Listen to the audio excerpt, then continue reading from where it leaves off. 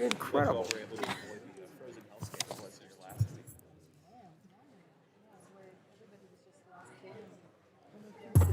Are you okay?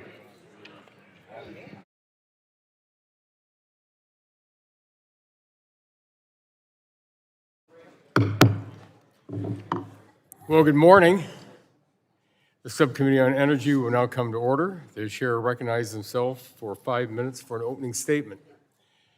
Again, good morning and welcome to today's Energy Subcommittee hearing with all 5 commissioners of the Federal Energy Regulatory Commission. Again, welcome. We welcome Chairman Sweat and Commissioner Lassert for their first appearance before our subcommittee, and welcome back Commissioners Rossner, See, and Chang. FERC was established in 1970 by Congress as an economic regulator to ensure that electricity, natural gas, and oil was delivered to the American people safely, securely, and reasonably priced. Now, as our nation stands at the precipice of substantial change in the global economy, it is imperative for FERC to remain steadfastly focused on their core mission in order to fuel technological advancements and stabilize the bulk power system to keep the lights on. And they just came on. It is no secret that our grid is under extreme stress. The head of the North American Electric Reliability Corporation, or NERC, called the reliability crisis a 5-alarm fire. Average utility bills rose by 11% in 2025 after increasing by 29% in the 4 years prior and substantially higher across our nation's bluest states. Grid operators are flashing red alarms about the mismatch between growing demands and dwindling baseload resources.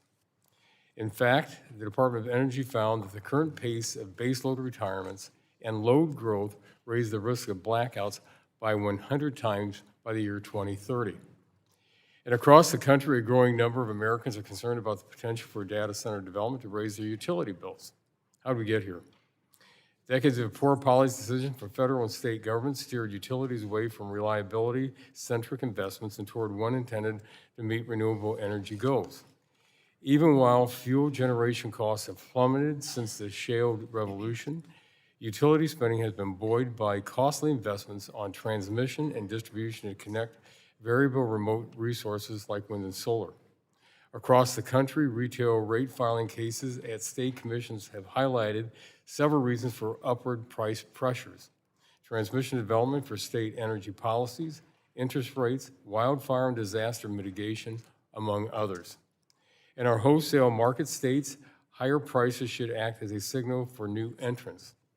Unfortunately, permitting delays, excessive litigation, and blue state policy to prevent pipeline construction are preventing market forces from responding appropriately.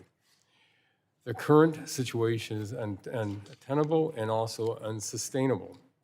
It is important to remind everyone about what's at stake in the AI race. Ask yourself, do you want your family's personal banking or health information stored in Communist China? By winning the AI race, reshoring manufacturing jobs and lowering costs are not mutually exclusive. When done properly, research continues to show that the growth of large energy users like data centers and manufacturing facilities can help stabilize the grid and make electricity more affordable. To achieve this reality, we need FERC to remain laser focused on its core mission as an economic regulator. Along with the Trump administration, the Commission is riding the ship towards a more secure and prosperous future for all Americans. Throughout 2025, FERC returned to a methodical approach to permitting interstate natural gas lines and LNG facilities. They are working to streamline the process for licensing hydropower facilities to maintain and grow vital baseload resources. The Commission has also made substantial progress on addressing jurisdictional lines between federal and state authority over co-location and flexible power arrangements. FERC, along with the administration and states, are ensuring that costs associated with the development of data centers are not falling on the backs of ratepayers. And importantly, the Commission has continued working through the National Association of Regulatory Utility Commissioners Collaborative to establish meaningful, productive, and effective dialogue between federal and state partners to tackle challenges facing our nation's energy systems. While substantial progress has been made to reaffirm American energy dominance, more work remains. Today's hearing is a pivotal opportunity for the committee to better understand how FERC can best serve the interests of the American people. I look forward to today's discussion, and I yield back the balance of my time, and the chair recognizes the gentlelady from Florida's 14th District, the subcommittee ranker, for an opening statement for 5 minutes. Well, thank you, Chairman Latta, and welcome to our FERC commissioners. Thank you very much for being here. Today's hearing comes at a time when hardworking Americans are being crushed by a higher cost of living. And it comes at a time when the U.S. electric grid is facing a new level of crisis driven by data center load growth, extreme weather, and aging infrastructure. And as policymakers, it is our responsibility to help ensure that America's energy system can provide reliable and affordable service to our neighbors back home.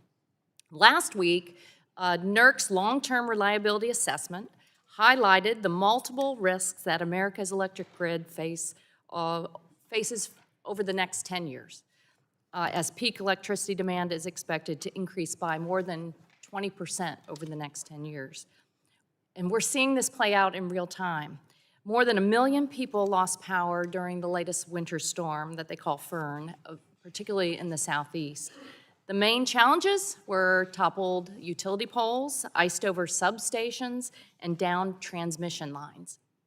The storm knocked out more than 24 transmission lines owned by the Tennessee Valley Authority, cutting off power from utilities across Mississippi, Tennessee, and Louisiana. And our hearts go out to the people for the struggles they went through. They shouldn't have to go through those kind of struggles.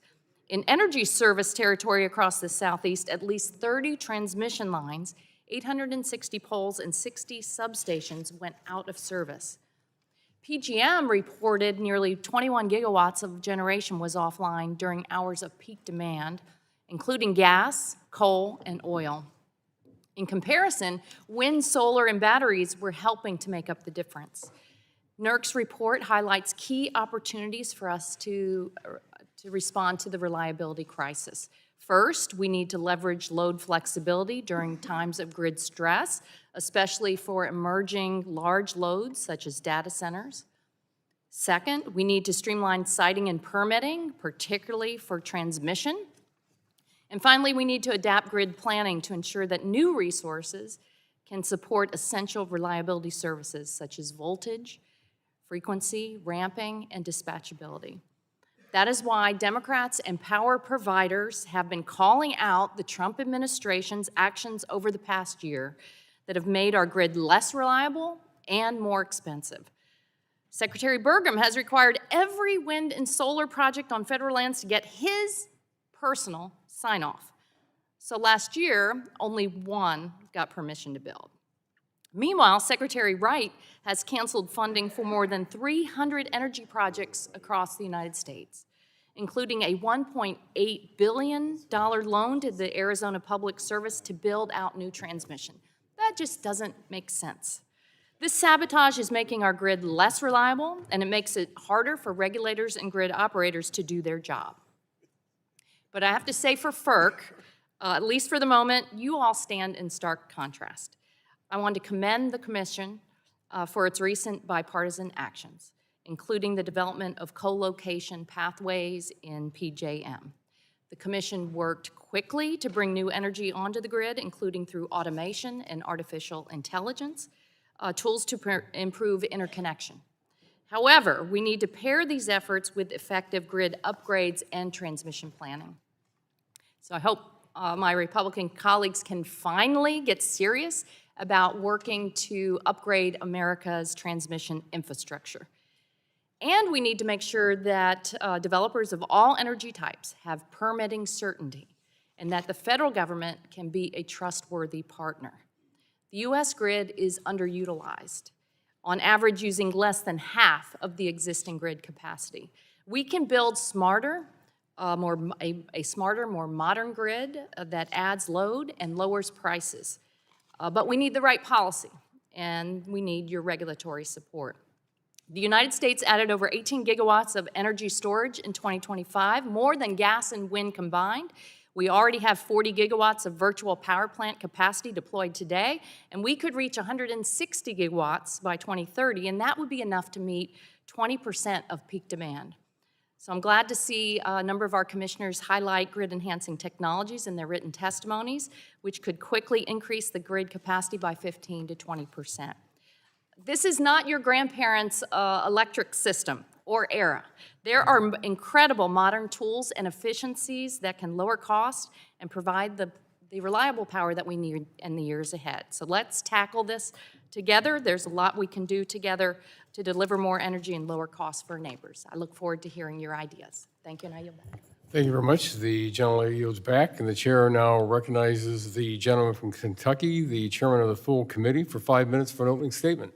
Thank you, Mr. Chair. Thank you for all being here. I'd like to welcome you all, and two of you, Chairman Sweat and Commissioner Lassert. This is your first appearance before us. We're happy to have all 5 of you here testifying. The massive storms and deep freeze across the nation this past week reminded 100 million Americans why energy and power is vital for the nation. The ability for our utilities to provide reliable, affordable power has been a continuing focus of this committee this year and over the past several Congresses. Since we last heard from the Commission in June of 2024, the affordability and reliability issues surrounding the electric grid have become even more pressing. The need to preserve and expand generation and electric infrastructure to keep the lights on during peak demand remains as urgent as ever. Reliability authorities just last week reported again that over half the nation has increased risk of blackouts when power demand spikes. Now we also must confront the unprecedented demand and national security imperative of building AI in a growing economy. Growing affordability concerns add to challenges as years of the energy transition climate agenda have started appearing in household bills. The positive news is that some state and federal officials appear to be rising to meet the challenges, finding ways to preserve and bring on more dispatchable generation, connecting the most reliable generation faster, and finding ways to reconnect data centers and other loads faster as well. The Trump administration should be commended for using its statutory tools to drive change, whether by keeping power available during energy emergencies or by various speed-to-take power initiatives, including those requesting FERC to take decisive action. Testimony we've received in previous hearings and national laboratory reports and research indicate that data centers connected responsibly can mitigate, if not lower, consumer bills. Today, I'd like to hear how the commissioners approach affordability while meeting demand for growth. And we must not forget states are essential for siting and permitting the generation, transmission, and new loads in a way that maximizes economic benefits and protects consumer bills. I am looking forward to this hearing and how FERC works with the states and how those relationships are going. Thank you for being here today. I would also like to note before I yield back that we have Clara Cargill, who's sitting in the counselor seat. She's chosen to go work with the leader's office in his energy capacity. So we'll have a strong ally and friend in the leader's office from this committee. And we are really pleased for your hard work. And I know that we were able to find you and bring you to this committee from your heart in Texas with the Texan of all Texans. Well, maybe there's a few Texans in here. But maybe the Texan of all Texans, Mr. Pfluger. And I'll yield to Mr. Pfluger. Thank you, Mr. Chairman. Clara Cargill has done a great job on this committee. She is from my hometown, and one of the many things that she would do on this committee, also in a personal capacity in my office, is use fact to address any of the situations, which I think this hearing today will be great at. And I would ask her, what's the composition of the Texas electric grid right now? And she would get back to me as always with the facts. And by the way, natural gas was the backbone of the grid last week when we had the cold snap. Clara, you work in such a great manner with professionalism, integrity, and character. You have made our hometown very proud, and you've made this committee very proud. Mr. Chairman, thanks for allowing me a couple minutes to speak. Thank you, and thanks for your service to this committee, and look forward to working with you in your role in the leader's office. So we look forward to continue. Thank you. If I may I'll yield to my. if I ask if you yield. Oh, yeah. I also want to thank you for all your hard work because, when you're sitting right next to someone and see all the work that you do during, especially very long subcommittees, really appreciate it. And you've been always right there when we have our office meetings every week. You have the information that we have to have, and so the subcommittee is going to miss you. So Mr. Chairman, we're going to have to do something about keeping people from going to the speaker's office, but got to keep people right here. But I yield back. Thank you, Mr. Well, thanks, and I did say text them all. We do have, I know 4 on our side, I think at least 2, maybe more on the other side of the house. We have some great Texans on the committee, but I think you're the only one that has a town named after you. Pflugerville, there's a Pflugerville, Texas. So I will yield back, Mr. Chair. Thank you, the chair. The chair yields back. The chair now recognizes the ranking member of the full committee, the gentleman from New Jersey, for 5 minutes for an opening statement. Thank you, Chairman Latta. I'd like to welcome all 5 commissioners to today's hearing. You have a difficult job ahead of you. Our nation's electric grid is in the middle of an affordability and reliability crisis. New Jerseyans are paying 15% more for power and 12% more for natural gas than they were a year ago. And one of FERC's most important responsibilities is to ensure, quote, just and reasonable prices. It's not working, and President Trump is making the electricity affordability crisis even worse. And this is not just a problem in New Jersey. Power prices have spiked across the country, and Trump's campaign promise to cut them in half has proven to be just another broken promise. Last year, utilities requested a record $31 billion in rate increases, double the pace of 2024, and prices nationwide are up 13% since Trump's inauguration. The reasons are clear. Our nation's grid operators have proven themselves simply incapable of hooking up power to the grid fast enough, in no small part because their plans to expand the power grid are completely unfit for this day and age. I've made clear over the past year my displeasure at PJM, New Jersey's grid operator, but while they're one of the worst offenders, they're not the only ones who have been caught asleep at the wheel. When new sources of cleaner and cheaper power are ready to hook up to the grid, President Trump has blocked them for bogus reasons. Trump's war against clean energy defies logic, particularly at a time when data centers powering artificial intelligence tools are aiding power demand at a pace we've not seen in over a generation. And I want to be clear, AI tools cannot be built upon the backs of American families' power bills. Data centers should be able to hook up to the grid, but they have to pay their fair share and ensure that they're not going to cause the grid to collapse. FERC's role must be to establish rules of the road that make that happen. FERC must be the cop on the beat to ensure that big tech isn't fleecing the average American to fuel their ambitions. And FERC has the authority and the expertise to make this happen, but it's going to require the Commission to stand up to a White House that is bending over backwards for companies that are interested in building data centers to the detriment of American families' monthly power bills. It's going to mean not discriminating against clean energy, no matter how much the White House may be pressuring you to do just that, and it's going to mean acting transparently, quickly, and decisively. In the long term, the only way to deal with increased demand, no matter if it's from data centers, electric vehicles, or electrified home heating, is to build out the grid. And that is simply impossible while the White House wages a war on clean energy. Now, offshore wind projects that were on the verge of delivering power to the grid have seen their permits illegally canceled. Hundreds of projects receiving funding from the Department of Energy had their funding illegally revoked, many simply because they were being built in a Democratic-run state. And potentially clean energy projects on federal lands may never get off the ground because the White House has created an impossible bureaucratic nightmare for any company trying to build. These actions are an embarrassment to our nation. They truly are. But they're also a threat to the pocketbooks and to the safety of American families across the country. So just last week, the North American Electric Reliability Corporation warned that a huge swath of the nation's grid would be at high risk for blackouts by the end of this decade. The winter storm that blasted New Jersey and much of the East Coast just over a week ago pushed us right to the brink. If Republicans have their way, the next winter storm might push us over the edge instead. And we just have to stop this madness. It truly is madness coming from the White House. I hope to hear how FERC is working to ensure that Americans have affordable electricity and a reliable electric grid in the face of skyrocketing demand. But again, I'll just repeat, we're not going to have any progress here unless you, as independent commissioners and as an independent agency, stand up to the madness that's coming from President Trump. And I just hope that we can see you do that. Otherwise, our prices will continue to go up. Our blackouts will be worse. I just don't know where we're going here. I mean, the public does not find any of this acceptable. They want reliable power. They don't want prices to keep going up. This was a major issue in New Jersey in the last election, and fortunately, we have a governor now who is decided to freeze prices. And I think one of the reasons that people admire her so much is because of that, because they're just so concerned about these electricity prices they just can't afford. So with that, Mr. Chairman, I'll yield back. Well, thank you very much. The gentleman yields back the balance of his time. This concludes member opening statements, and the chair reminds members that pursuant to the committee rules, all members' opening statements will be made part of the record. Again, we want to thank all of our witnesses for appearing before us today to testify.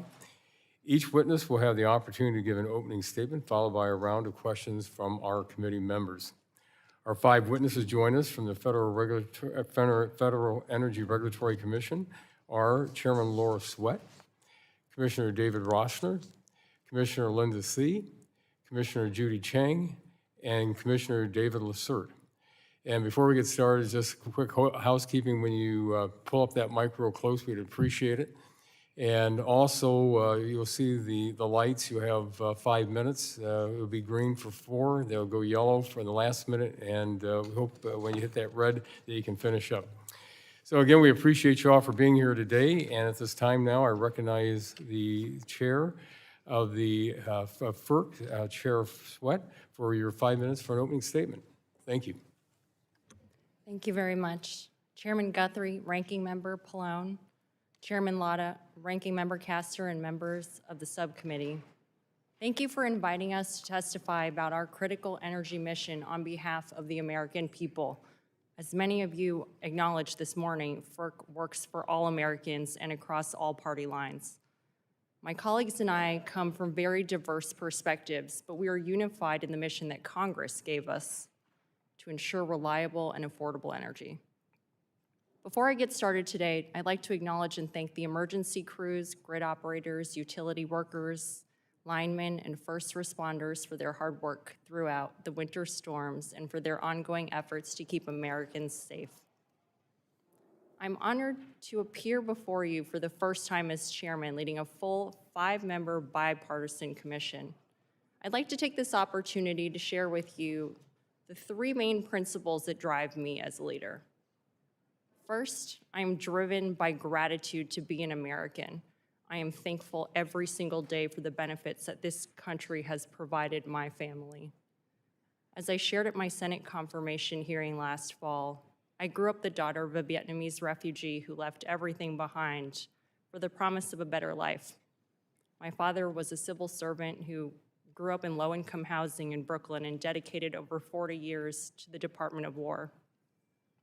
I learned from my parents at a very young age to not take for granted anything that we have in the United States, including reliable and affordable energy. American ingenuity, hard work, and the dedication of tens of thousands of Americans in our energy workforce make our light, warmth, and innovation possible. Second, I've been a FERC lawyer for 15 years. This is my 3rd tenure at FERC. This means that I personally know the importance of maintaining and growing FERC's professional staff. Thanks to our partners in the administration, we are again hiring at FERC. And I'll plug on this very public platform that we really want people to apply. Please apply and join our mission at FERC. I also want to emphasize that having spent my career litigating FERC cases, every single thing that I do is with legal durability top of mind to give ratepayers and investors certainty in what FERC is doing. I want to reduce the years and millions of dollars spent litigating FERC decisions with an eye towards ensuring as much as we can that we all have regulatory certainty, cost reduction, and infrastructure development. Third, I want all Americans to prosper. Energy is the foundation of our civil society, our national security, and our economic prosperity. FERC stands at a critical juncture in history. This is domestically and in the world. We're in a global energy arms race created by the rise of technology, its tremendous load growth, and our push to onshore manufacturing and jobs. I want the United States to lead that race and our citizens to benefit from it. This is the moment to cement America's energy leadership. As chairman, I'm committed to guiding FERC through the monumental growth opportunity before us. We're already working to streamline FERC processes, cut down connection times, and ensure efficient, durable infrastructure development and maintenance. I've been chairman for only a few months, but I'm proud of the strides this full bipartisan commission has made. We're continuing to explore whether we can simplify and optimize permitting by expanding our successful natural gas blanket authorization program to hydroelectric and liquefied natural gas facilities. And in December, as several of you mentioned, we directed the nation's largest grid operator to establish transparent rules to serve AI data centers and other large loads that are co-located with generation. These rules will safeguard reliability and protect consumers across the Mid-Atlantic, impacting over 67 million Americans. A big part of the prosperity I want for America is affordability, which is very personal to me. Growing up, I watched my parents struggle to pay the bills as they piled up. That experience drives my commitment to ensure that progress does not come at consumer expense. I know that everyone at this table shares my commitment. I look forward to your continued support and partnership as we meet these challenges together. Thank you, and I welcome your questions. Well, thank you very much. Commissioner Rossner, you are recognized for 5 minutes for your statement. Well, good morning, Chairman Latta, Ranking Member Castor, Chairman Guthrie, and Ranking Member Pallone, as well as members of the subcommittee. It's an honor to appear before you today alongside my colleagues to discuss FERC's work to deliver affordable and reliable energy for all Americans and our commitment to upholding Congress's vision for a bipartisan, independent, resource-neutral regulator. That is our mission. While it's simple to articulate, it's increasingly complex to execute. Energy demand is growing at a pace not seen in a generation. Energy technologies continue to evolve, and innovation across our economy is reshaping how energy infrastructure is planned, built, and used by consumers. Furthermore, our energy systems face these pressures at a time when families and small businesses have been struggling with high prices, including their utility bills. While meeting this moment presents challenges, it also creates opportunities for us to modernize America's energy infrastructure. Upgrading our energy system is necessary to ensure that every family and business receives the reliable and affordable power that they depend on, and doing so is essential for our country's economic competitiveness and national security. Over the past week, winter storms Fern and Gianna reminded us of the importance of this work. Thanks to the line workers, pipeliners, rig workers, and the rest of our energy sector workforce, the bulk electric and natural gas transmission networks performed well. But many systems were stressed near the limit. So let me now share some of the specific actions FERC is taking to realize the opportunities and address the challenges before us. First, we're accelerating new electric generation of all kinds. Building the energy resources needed to meet growing demand and reduce consumer reports was my top focus in 2025. We implemented FERC's landmark Order Number 2023 generator interconnection reforms and fast-tracked more than 50 gigawatts of shovel-ready power plants. Looking forward, I'm encouraging grid operators to deploy automation and artificial intelligence tools that have been shown to accelerate steps in the interconnection study process from years to weeks. Second, we're deploying forward-looking grid planning centered around reliability, affordability, and economic growth. This year, FERC will be positioned to act on electric transmission providers' proposals to implement FERC Order Number 1920, which modernized the long-term transmission planning process. When I arrived as a commissioner, this rule divided the commission along party lines. My proudest accomplishment was working with colleagues to make the final version bipartisan and unanimous by incorporating more input from our state partners. Third, we are emphasizing predictability, speed, and legal durability for our infrastructure permitting.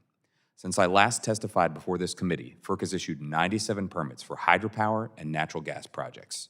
In many instances, we are moving from NEPA review to permit issuance more than 30% faster than was typical during the last decade. And this is without compromising quality. FERC's permits have routinely been upheld in court in recent years, and we continue to weigh the views of all parties in our order. Fourth, we are embracing innovative pathways to power data centers and other large loads while protecting consumers. The Commission took significant actions in December and January, implementing programs in PJM and SPP to pair new large loads with new generation. This pairing reduces how much these projects lean on the grid. It minimizes the need to construct additional costly transmission upgrades. It promotes flexible operations and helps ensure that new loads pay their fair share. Put simply, the goal is lowering costs, protecting grid reliability, and helping new customers and power plants get online faster. Fifth, we continue to enhance grid security and reliability through modernization and flexibility. It is essential that we continue to deploy 21st century reliability solutions, including advanced demand response, dynamic line ratings, predictive artificial intelligence, and emerging cybersecurity technologies. Last year, for example, FERC and NERC implemented enhanced power plant performance standards for extreme cold weather that have already proved essential in keeping the lights on during winter storms. Sixth, we are staying laser-focused on affordability. In addition to the examples I've already mentioned, over the last 2 years, FERC has approved expanded competitive electric markets in the West and the Southeast, which will enable customers to access lower-cost power. And in PJM, we approved a temporary price cap that saved consumers more than $12 billion. It's my priority to deliver more examples like this in 2026. Finally, I will conclude my remarks by highlighting the value of our current Commission's consensus-driven mindset. I'm immensely proud that the vast majority of orders I voted on have been bipartisan and unanimous, including every single energy project permit. This consensus creates regulatory predictability and legal durability, and our work is stronger because it benefits from 5 sets of perspectives and experiences. I thank my colleagues for their collaboration, which I'm very confident will continue to deliver for our country. Thank you again for the opportunity to be here, and I look forward to your questions. Thank you. Commissioner C., you are recognized for 5 minutes for your opening statement. Chair Guthrie, Ranking Member Pallone, Chair Latta, Ranking Member Castor, and members of the subcommittee, thank you for inviting me and my fellow commissioners here today. While the 5 of us are here now, please let me also thank the hundreds of FERC staff who make the agency's work possible. They bring their talent and integrity to work every day, and their dedication furthers America's energy resilience. It's especially poignant being here on the heels of Winter Storm Fern. With deep respect for the hardships so many went through and still are, I'm grateful that we saw the bulk power system largely hold. On a more personal note, over 1 million homes and businesses lost power during the storm's peak, and I was in one of those homes. In a region with significant ice buildup, we heard crashes for hours as heavy limbs fell all around the house and neighborhood. I was so impressed by the restoration efforts as thousands of line workers worked extended hours in dangerous conditions to bring the region back online. Thank you to my local utilities, AEP and Appalachian Power, and to those in so many other states for your tireless efforts. When the heat and the lights go out during extreme colds, you focus quick on the practical details to keep your loved ones safe. Yet while I was waiting on power restoration, it wasn't lost on the energy regulator in me that these real-world concerns are why we strive to get the policy right, ensuring reliable and affordable energy. Reliability. Keeping the lights on means heat, comfort, medical care. It also means economic growth and enhancing national security. And affordability means focusing on the real people paying the bills. These principles take on new urgency as stressors like Winter Storm Fern come on top of existing challenges from unprecedented load growth, aging and insufficient infrastructure, and how to get and keep key generators online. Growing electricity demand from AI, manufacturing, and other strategic sectors is a national opportunity. It's only a crisis if we don't rise to meet it. Addressing today's issues and building for the future call for innovation, expertise, legal strength, respecting the states and different regions' needs, and price accountability to the customers we serve. For reliability, energy infrastructure must match America's growing power needs. That means new generation, supporting our state partners and strengthening investment signals through our market regulator role. It also means more pipes and wires to get our nation's abundant energy supplies to the people and businesses that need them. The Commission must approve gas capacity, remove pipeline development barriers, and streamline the certificate process. Building out the electricity grid likewise requires new ways to get resources built and connected fast. The Commission is focused on potential solutions like co-located arrangements, BYO generation, and new methods to study large loads and the generators that serve them. Deployed well, these strategies can be both consumer-forward and help meet our national imperatives of speed to power and winning the AI race.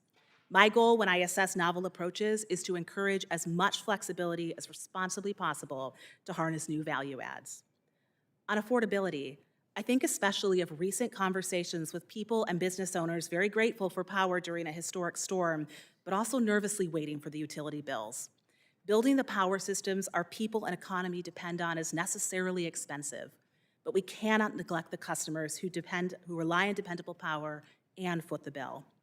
So we should focus more on grid-enhancing technologies that help get the most out of existing systems and make new investments smarter. We must protect customers in our rate-making and related areas. And we need to pay close attention to the electricity markets. Over time, well-functioning competitive markets have delivered billions of dollars a year in customer value through sharing resources across broader geographic areas, prioritizing lower-cost power, and enhancing grid stability. At the same time, electricity markets were not designed for the scale and speed of today's large load growth. So here, too, we need innovative and legally strong solutions to allocate costs fairly and address near-term challenges while ensuring our long-term frameworks are strong. Lastly, my pre-FERC experience as an appellate litigator and state lawyer means I always focus on how to send the legally durable investment signals that get steel in the ground. My mantra is striking the right balance between faster processes and doing our best work so our orders stand up in court. A couple examples. Last fall, the Commission ended a policy that had tacked months-long delay between when we issue certificates under the Natural Gas Act and when pipeline construction can start. We're also streamlining our processes to advance liquefied natural gas infrastructure.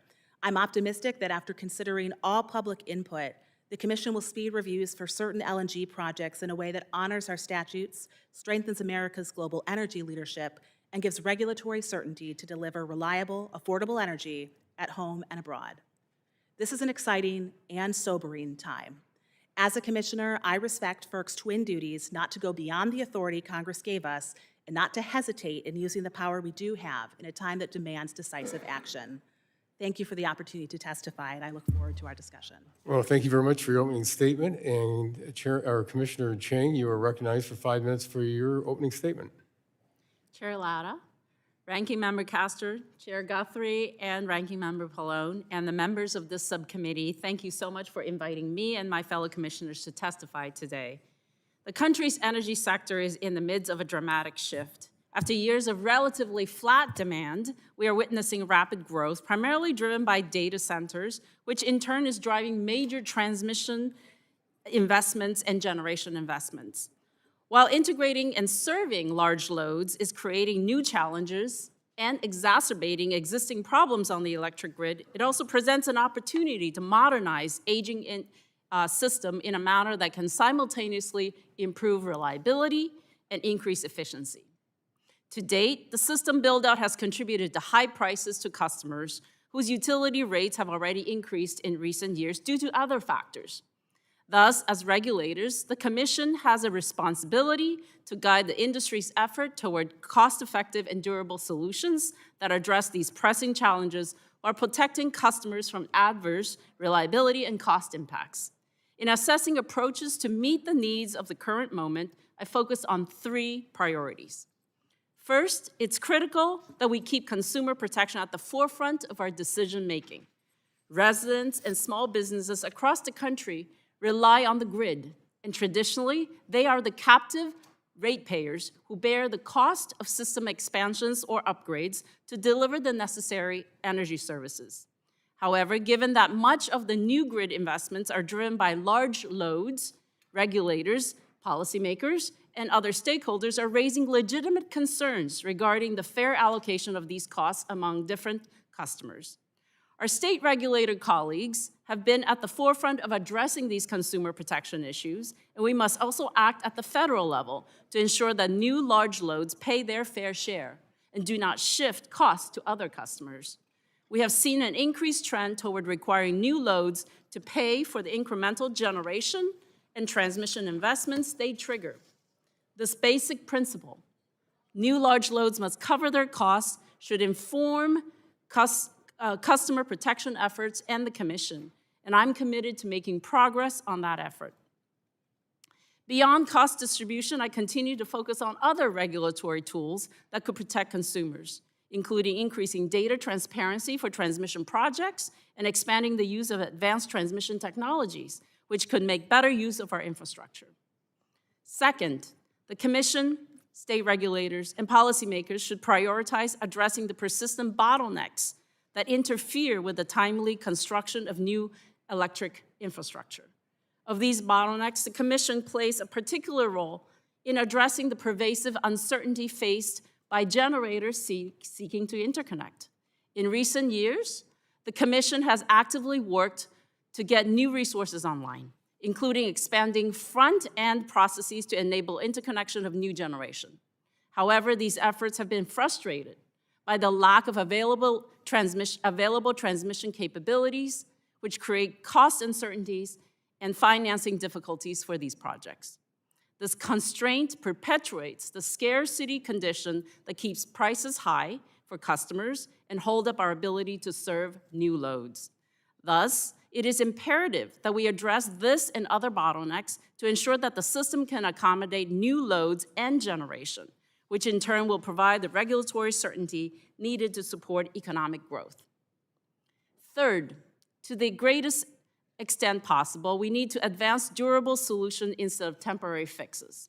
The pace and volume of load growth are straining our existing regulatory processes. This is most visible in the PJM footprint, but it exists in various parts of the nation. The Commission and regional transmission organizations have taken initial steps to alleviate some of the pressure on market rules and interconnection processes with some success. While some of these short-term fixes respond to the immediate needs, I'm concerned that we will not meet the longer-term challenges of this moment with only a series of temporary emergency fixes. Fortunately, we see great innovation coming from various regions of the country, including some filings that have already been approved by the Commission. These solutions are tailored to the industry's needs over the long term and developed through robust stakeholder processes.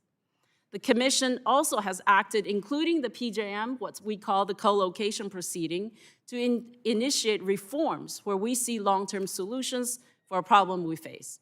Going forward, I am optimistic that the Commission, working collaboratively with states and stakeholders, will implement durable reforms that responsibly adapt to the dynamics of the marketplace. It remains my great privilege to serve on this commission, and I reiterate my commitment to serving the best interest of the American people. Thank you for the opportunity to testify, and I'm happy to answer any questions. Thank you. Well, thank you for your opening statement. And Commissioner Lassert, you are recognized for 5 minutes for your statement. Chairman Latta, Ranking Member Castor, and members of the subcommittee, thank you for the privilege of appearing in my first hearing as a commissioner on the Federal Energy Regulatory Commission. It is my honor to serve the American people by implementing FERC's statutory mandate to ensure just and reasonable rates for reliable electricity, site natural gas pipeline infrastructure and LNG facilities, and licensed non-federal hydropower facilities. Since this is my first time here as a commissioner, I'd like to share some of who I am so you can better understand my guiding principles while I'm at FERC. I was born and raised in South Louisiana along Bayou Terrebonne. My father worked offshore in oil and gas exploration and production, and my mom worked as a secretary at a pipe yard. I know firsthand the impacts of the decisions here in the legislative branch, the decisions at FERC in the executive branch, and what they have on the Americans in their daily lives. I grew up in the outdoors, hunting and fishing in our wetlands and inlets. I know these resources are a gift and that we are charged with protecting and conserving our wildlife and the environment for our children and for future generations to come. I spent most of my professional life in public service. I answered the nation's call when I volunteered to serve in the Marine Corps Infantry, serving the invasion and occupation of Afghanistan. I served as a state cabinet secretary in my home state of Louisiana. I've held leadership roles in small and large federal agencies, including with the U.S. Chemical Safety Board, leading outgoing transition from at OPM from Trump to Biden, and then once again, incoming transition from Biden to Trump. My experience in the private practice in Houston at one of our nation's oldest law firms placed me in many of the production and transmission facilities that are impacted by our decisions at FERC and here on the Hill. I spent many sunrises and sunsets at refineries, plants, and transmission facilities which power American homes, businesses, and lives. I have worked with industry and special interest groups and both sides of the aisle to make our nation a better place to live, to work, and to raise a family. Our American energy workers have never failed to inspire me to be a better advocate and partner for better outcomes, and it has been a pleasure to work alongside them and be their trusted counsel. And now, in our first 90 days at FERC, my fellow commissioners and I have approved over 200 orders, ranging from tariff changes related to various RTOs and utilities, citing natural gas and non-federal hydropower infrastructure, and enforcement actions.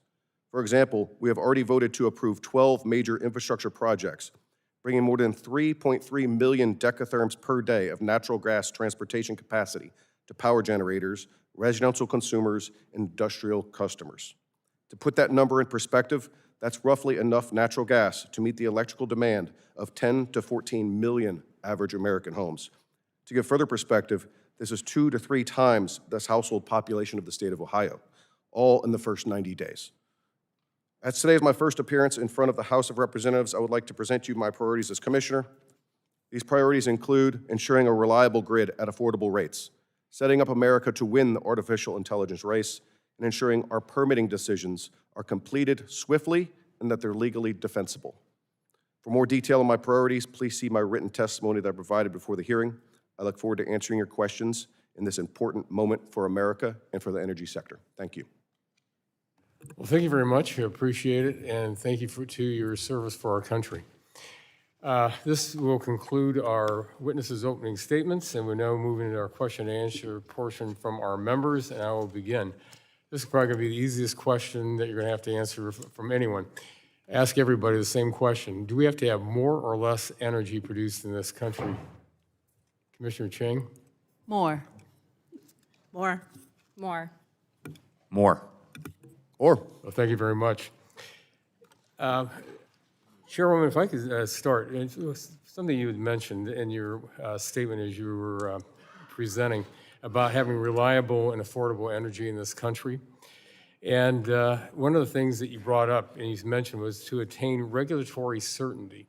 And one of the things when I'm out across my district or talk to people across this country, the word certainty always comes up. How do you attain that regulatory certainty so not only do the agencies know what they're doing, but really the people that have to implement them out there and the companies, so they have that certainty so they can go forward? Because since we have to have more energy out there, how do we do that? Thank you for the question. That certainty is core to everything that we're doing, and it's something I thought about before even having the honor of assuming this position. And it's an answer on every level of what FERC does. We are taking a hard, holistic look at the open items at FERC. First of all, I shut down quite a few lingering dockets in my first meeting with the help of my colleagues here. That's one way to eliminate uncertainty that has come from past administrations. Another way is to end the flip-flopping of FERC's regulatory paradigm and the uncertainty that's created by increasing regulation that has built up over the years that far exceeds what FERC's mission is under the law. So with that in mind, the entire agency now is looking at ways that we can clean up our regulations to provide more clarity to the people who we want to invest millions and billions of dollars into our power grid, into our pipelines. And probably the best example of that now is our looking to expand our very successful blanket program over natural gas pipelines to see if there are certain actions that we can take to make it much easier for our LNG facilities, for our hydropower projects, and for our pipelines to make the changes that they need without consuming a lot of resources at FERC and external litigation. And we're taking a hard look now at very meaningful comments filed by the industry to see what we can do to provide more certainty in that way. Well, thank you very much. Commissioner Rossner, you mentioned in your statement about the moving along with 97 permits faster, safely. What's going on out there? Why is all of a sudden you can do things, I think from what the chair was just mentioning, but all of a sudden now, because we've always heard about the roadblocks that have been put up in place that couldn't move forward, what's happened? Thank you for the question, Chairman. I'll say a couple things. First of all, I'm a huge believer in bipartisanship and consensus-driven decision-making. And my commissioners and I think we've been really executing on that. And first of all of our permit decisions since I've been there have been bipartisan and unanimous. And so you asked about predictability, bipartisan, unanimous decisions doesn't give anybody, legal toeholds, things to ask a judge about. It really makes the answer better. The other thing I'd say on the speed is we have been doing the NEPA reviews consistent with the Fiscal Responsibility Act, 1 year for a shorter environmental assessment, 2 years for the environmental impact statement. We've been following that and in fact beating it in many cases. And then what we've been doing is Can I ask you, you said you've been beating that, and I only got about 42 seconds left, but how is it all of a sudden you're able to beat that and move things along? I think the staff is looking for clear consensus from the commission. The commission is looking at, I'm looking at the statutes that Congress has entrusted us with, and we're giving clear direction to staff.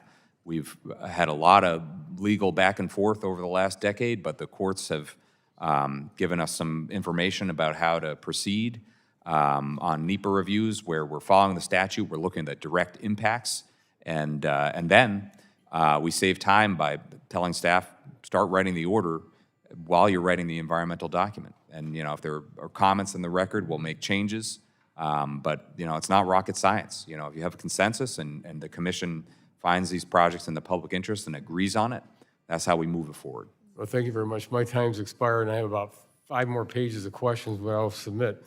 And the chair recognizes the ranking member of the subcommittee, the gentlelady from Florida, for 5 minutes for questions. Thank you, Mr. Chairman, and thanks again for your testimony. It's good to hear you talk about affordability now, because it's obviously getting to you all, even though you're kind of a step away from elected officials, but it's good to hear that you understand that people are really undergoing a squeeze right now. Commissioner Chang, last July, FERC approved MISO's short-term one-time ERAs proposal to allow expedited generation interconnection planning.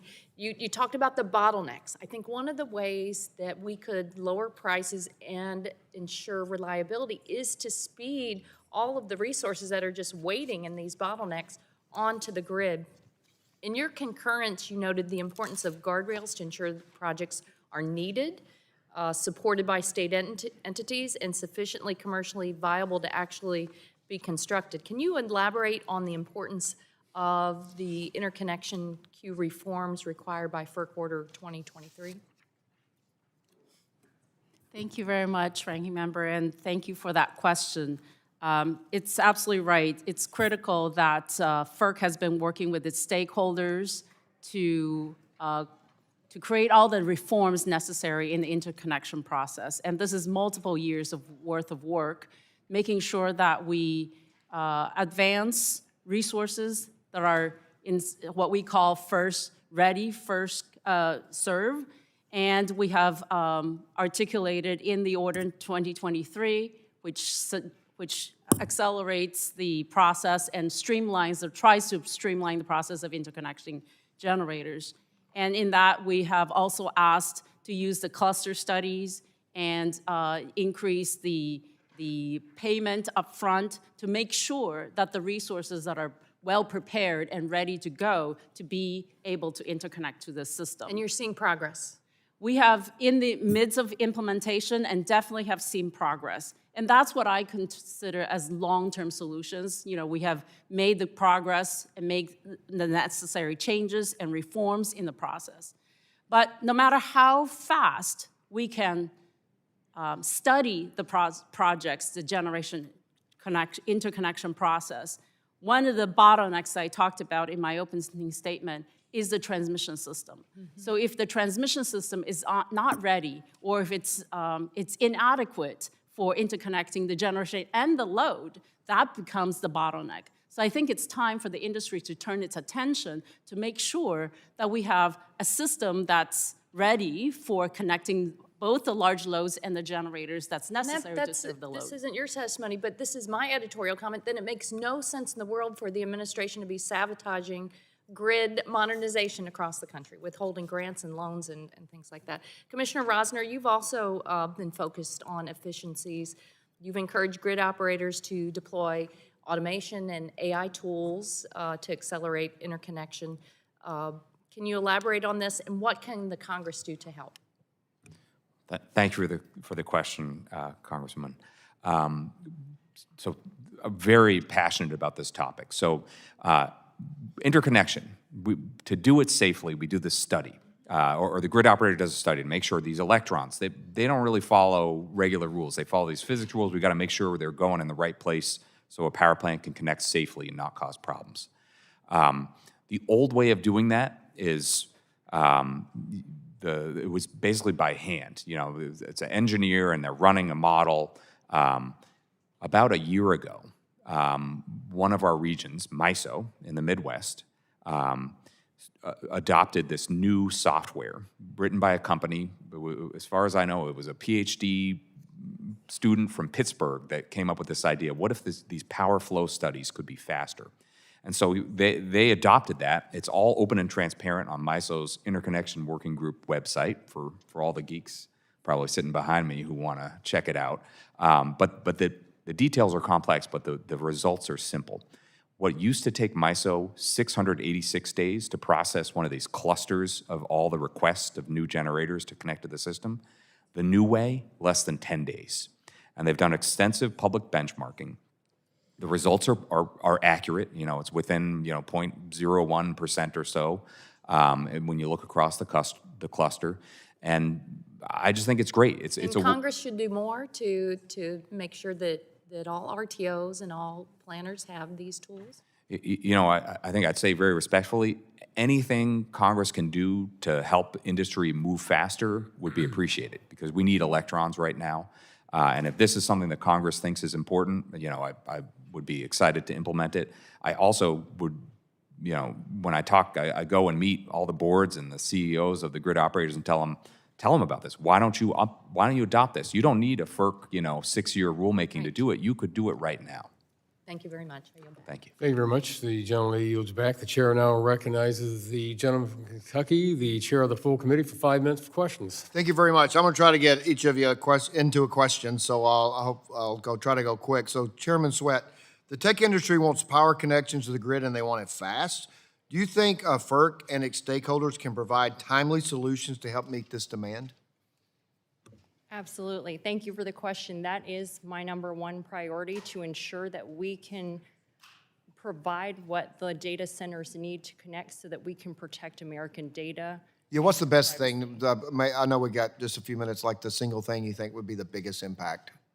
Within FERC's jurisdiction, we can do everything in our power to make the markets and the transmission owners have clear rules for large loads and potentially associated generation to connect to the grid as quickly as possible. Okay, thank you, and I'll move on. So, Mr. Lacerte, Mr. Rosner, I'll let Mr. Lacerte go first since you haven't answered a question yet. I know we're early in this anyway, but the administration has requested that FERC take large loads and address affordability, or to connect large loads and address affordability. Are there innovative solutions or approaches you're thinking about that would ensure both in this very dynamic environment, large loads and affordability? What are you thinking about?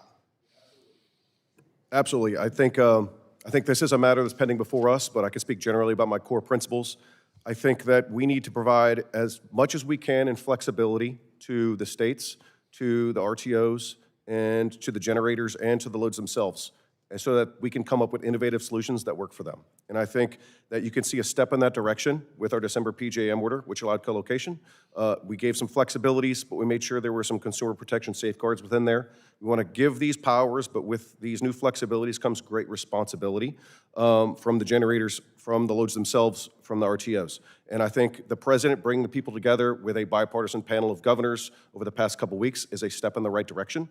I think more people at the table, that we can separate our differences and focus on what we agree on. I think that's going to move the needle. And also acknowledging that every region is different. Every region has a different balance of power. They have a different generation mix. And acknowledging that and dealing with the delicacies of state rights is going to be paramount. We look forward to dealing with this in the early part of the year. Okay, so Mr. Roger, just kind of a brief answer on, that was a good answer, but I want to get to another, just to kind of follow up on that. Or Yeah. Thank you, Chairman. So first of all, agree with the colleagues here. I think a lot of our work has been focused on putting all the options on the table and making them legal so the industry has choices. And what that's meant, the new innovation here at a very high level has been, what are ways to get new generation paired with new loads on the grid faster? And so we made co-location, which is, when you plug a power plant right into a data center, there's fewer transmission wires and substations and all the other things that take a long time and a lot of money to build. And that kind of arrangement can minimize the impact on regular homeowners. They're just not on the grid, so they don't charge people. Thanks. I'm probably going to have to get to my next question. I appreciate that. So Ms. C and Ms. Chang. So Mr. Lazar talked about states and states' rights. So Ms. C first and then Ms. Chang. Would each of you talk about the experience and expertise states bring to the table to ensure power systems meet demand and provide affordable, reliable power? So the role of the states in this. Thank you, Congressman. I love that question. As a former state lawyer, I think it's critical to remember the important and complementary roles that the states play. They bring a lot of expertise for their region. They understand what's necessary to respond to the particular dynamics in their states. They have frontline responsibility for resource adequacy, for determining the composition of the power generators within their region. We have great respect for what they do, and I think it's important when we are doing our role to make sure that we are respecting that we are working cooperatively with the states, that we are a forum to bring them together to discuss best practices. Their role is so important, and we cannot do our role well without being strong partners with our state partners. Thank you. Ms. Chang? Thank you for that question. Yes, as a former energy policy person at the state level, I completely concur. The states play a significant role, and this is the moment we absolutely at the Commission have to work with our state counterparts to meet the challenge of the day. The states bring a lot of the states are already at the forefront of solving some of these problems. They are already leading the efforts in making sure that the utility bills are affordable for consumers. And they are also, many of the states are already dealing with interconnecting large loads and the processes associated with that. So I think it's time, again, that we collaborate with our state partners in solving the problem. Thank you. Thank you. I don't have enough time for another question, so I will yield back 5 seconds. Well, thank you very much, Mr. Chairman. And the chair now recognizes the gentleman from New Jersey, the ranking member of the full committee, for 5 minutes for questions. And also, the members have probably heard the bells have gone off, and so the first vote of the day is occurring. If I could just say real briefly what we're going to do. We're going to take a brief recess after the gentleman asks his questions, and we will reconvene 10 minutes after the second vote is called. So the gentleman from New Jersey is recognized. Thank you, Chairman. FERC currently has a proposal before it that would create federal rules of the road for data centers or any other large concentrated sources of electricity demand wanting to connect to the power grid. Back in December, Ranking Member Castor and I wrote to the Commission demanding that as you develop a framework to allow data centers to hook up to the grid, that you ensure that they do not unfairly impose costs upon American families and small businesses. So I just wanted to ask each of you, just yes or no, if you will you commit to prioritizing energy affordability in all your decisions this year? And I'll start with the chairwoman. Yes, sir. Thank you. Commissioner Rossner? Yes. Commissioner C? Yes. Commissioner Chang? Yes. And Commissioner Lassert? Absolutely. Thank you. Obviously, we're going to be watching and holding you to the standard. Commissioner Rosser, let me ask you a question. At the start of the year, you laid out a number of your 2026 priorities, including accelerating generator interconnection via new technologies, implementing regional transmission planning reforms, and improving load forecasting. So my question is, can you explain briefly how these priorities will help keep electricity affordable and reliable, if you will? Thank you, Ranking Member Pallone. So it's really simple. In many of the parts of the country, we have a scarcity of supply, and that's showing up as high prices. And what we need to do to lower those prices is we need to build. And as we're doing that, we've had a number of tech companies come and testify back at FERC's hearing room, and they've said, we'd like to go fast, and we'd like to pay for it. And so my view is we should let them. And at the same time, while many of the permitting decisions on where to build and the permits for the power plants are state decisions, what we can do at FERC is make sure our processes under the Federal Power Act go as fast as possible. And so that means when we're looking at safely connecting new generation to the grid, let's use automation and AI to actually speed that up and help get those power plants studied and connected faster. Let's make sure we're planning for the right transmission system so you can connect new generation to the grid. Just this past year, we got some results back from a fast track of a new natural gas plant in PJM that got an upgrade cost of over $1 billion to connect that plant to the grid in PJM. And what that cost was really all about was a lack of transmission. It was like over 100 miles of 345,000 volt transmission lines that were needed to get a natural gas plant on the grid. And it wasn't just gas, it was batteries too. It was all sorts of dispatchable generation that, while not all of them got billion-dollar costs, they got many over $100 million. And what that says to me is the grid is really congested. We need to invest in the grid.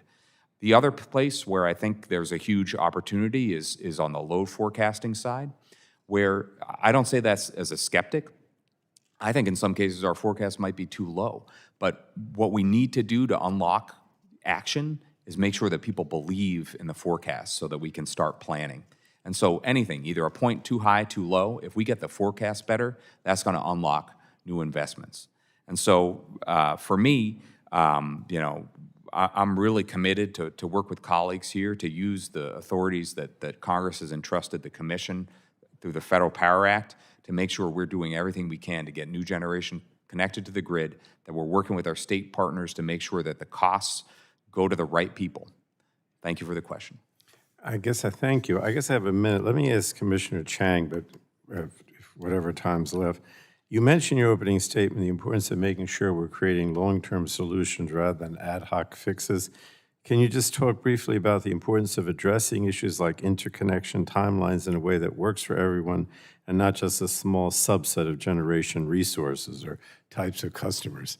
You only got 45 seconds, though. Yes, I think that's fine. The fundamental principle of FERC's work is non-discriminatory access to the transmission system. So I think, with all of the work we're doing on the interconnection processes and improvements in that and the regional transmission planning process, we uphold that principle, and that means it's open access for all resources to participate in the wholesale market. Thank you. Thank you. I don't want to hold up Chairman Latta's attendance record. I read about your attendance record. I yield back, Mr. Chairman.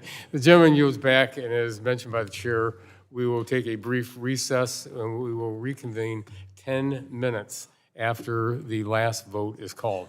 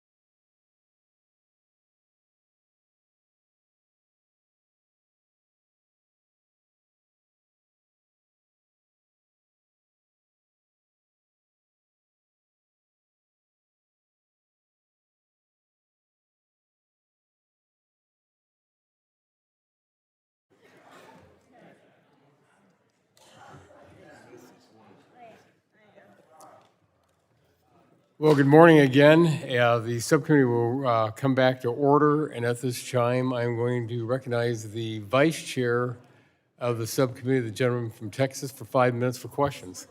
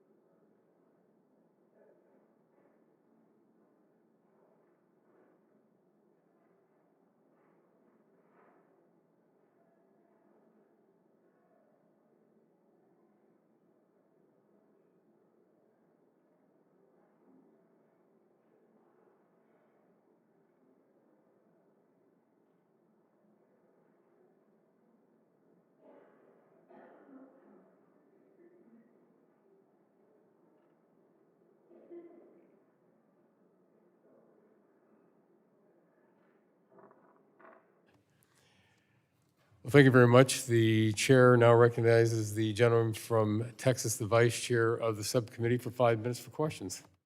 Thank you, Mr. Chairman. Commissioner C., I'm going to come to you. I was pleased to see your September statement calling for the need to modernize the review process of LNG facilities, of which I have 3 in my district, under the Commission Section 3 authorities. In my opinion, case-specific authorizations for routine adjustments to existing facilities is kind of unnecessary and probably could be improved. The Commission recently issued a notice of inquiry on authorizations for certain activities at liquefied natural gas plants. Did I mention I have 3 of those in my district? And anyway, when does my question is, when does the Commission anticipate issuing a notice of proposed rulemaking for a blanket Natural Gas Act Section 3 authorization program? And how could something similar to a blanket certification process for these facilities benefit our ability, U.S. ability, to permit energy infrastructure in the timely manner going forward? Your thoughts? Thank you, Congressman. Those concerns are one of the reasons that I was really proud to be able to champion that effort, and I'm very grateful for my colleagues for their hard work for us to be able to move that effort forward. It's important for us, of course, to do this procedurally appropriate way to get all public input, so we've done that at the first stage right now. Our staff is hard at work analyzing it so that we can move forward as expeditiously as we can. My focus here, as it is in all things, is to get that balance right between speed when we need changes quickly and making sure we're doing it in a legally durable way. So I'm doing everything I can as a commissioner and working with wonderful colleagues to move that quickly. But to your broader point of how important this is to our infrastructure needs, I think when it comes to LNG exporting facilities, there's a really important role for us to play in speeding up that needed infrastructure. Supply of natural gas is not the problem for our country. The concern is lack of infrastructure. So when it comes to domestic natural gas pipelines and exporting infrastructure, that's a both and in my view. We can and should do both of those. We should do them faster. And it's a really important and, because when it comes to being able to meet our commitments to our allies, when it comes to exporting LNG, that's critical for our national economy and for national security. So I am personally committed, and I know that my colleagues are also working very hard on this issue, and I'm really encouraged at the progress we're making internally. Well, I appreciate that. I was waiting for you to hear something about how this helped our allies. If not, I was going to ask you that question, so thank you.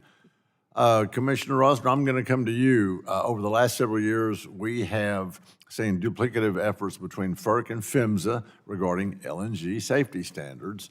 It's my understanding that PHMSA is working to develop these standards, and I believe that they are the rightful regulator for these standards.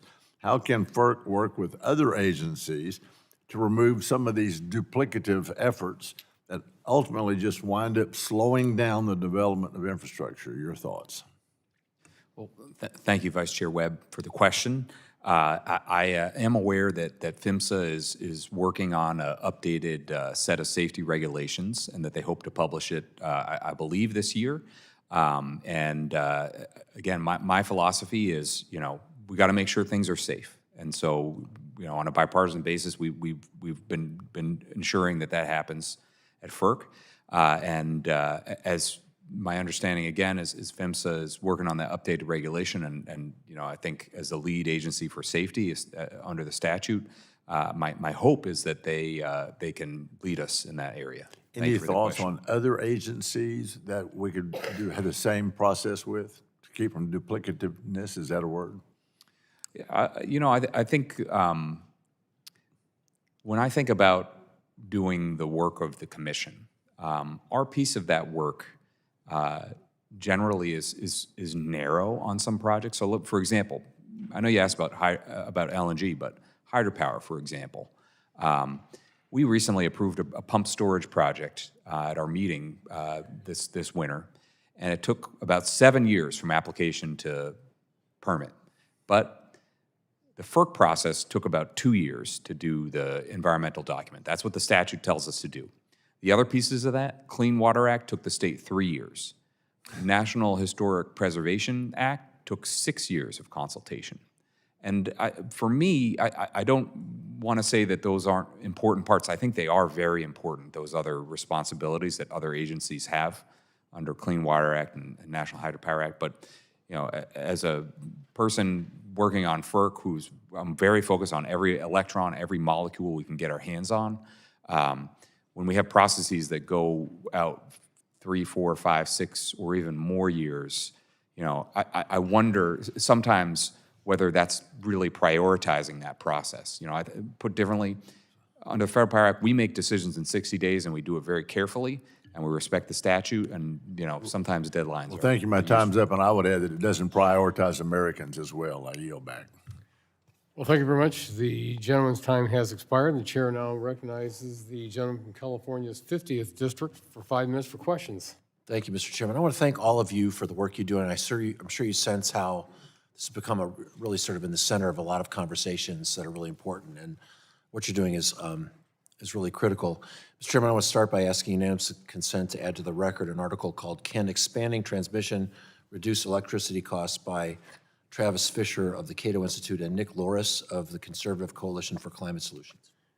Without objection, so ordered.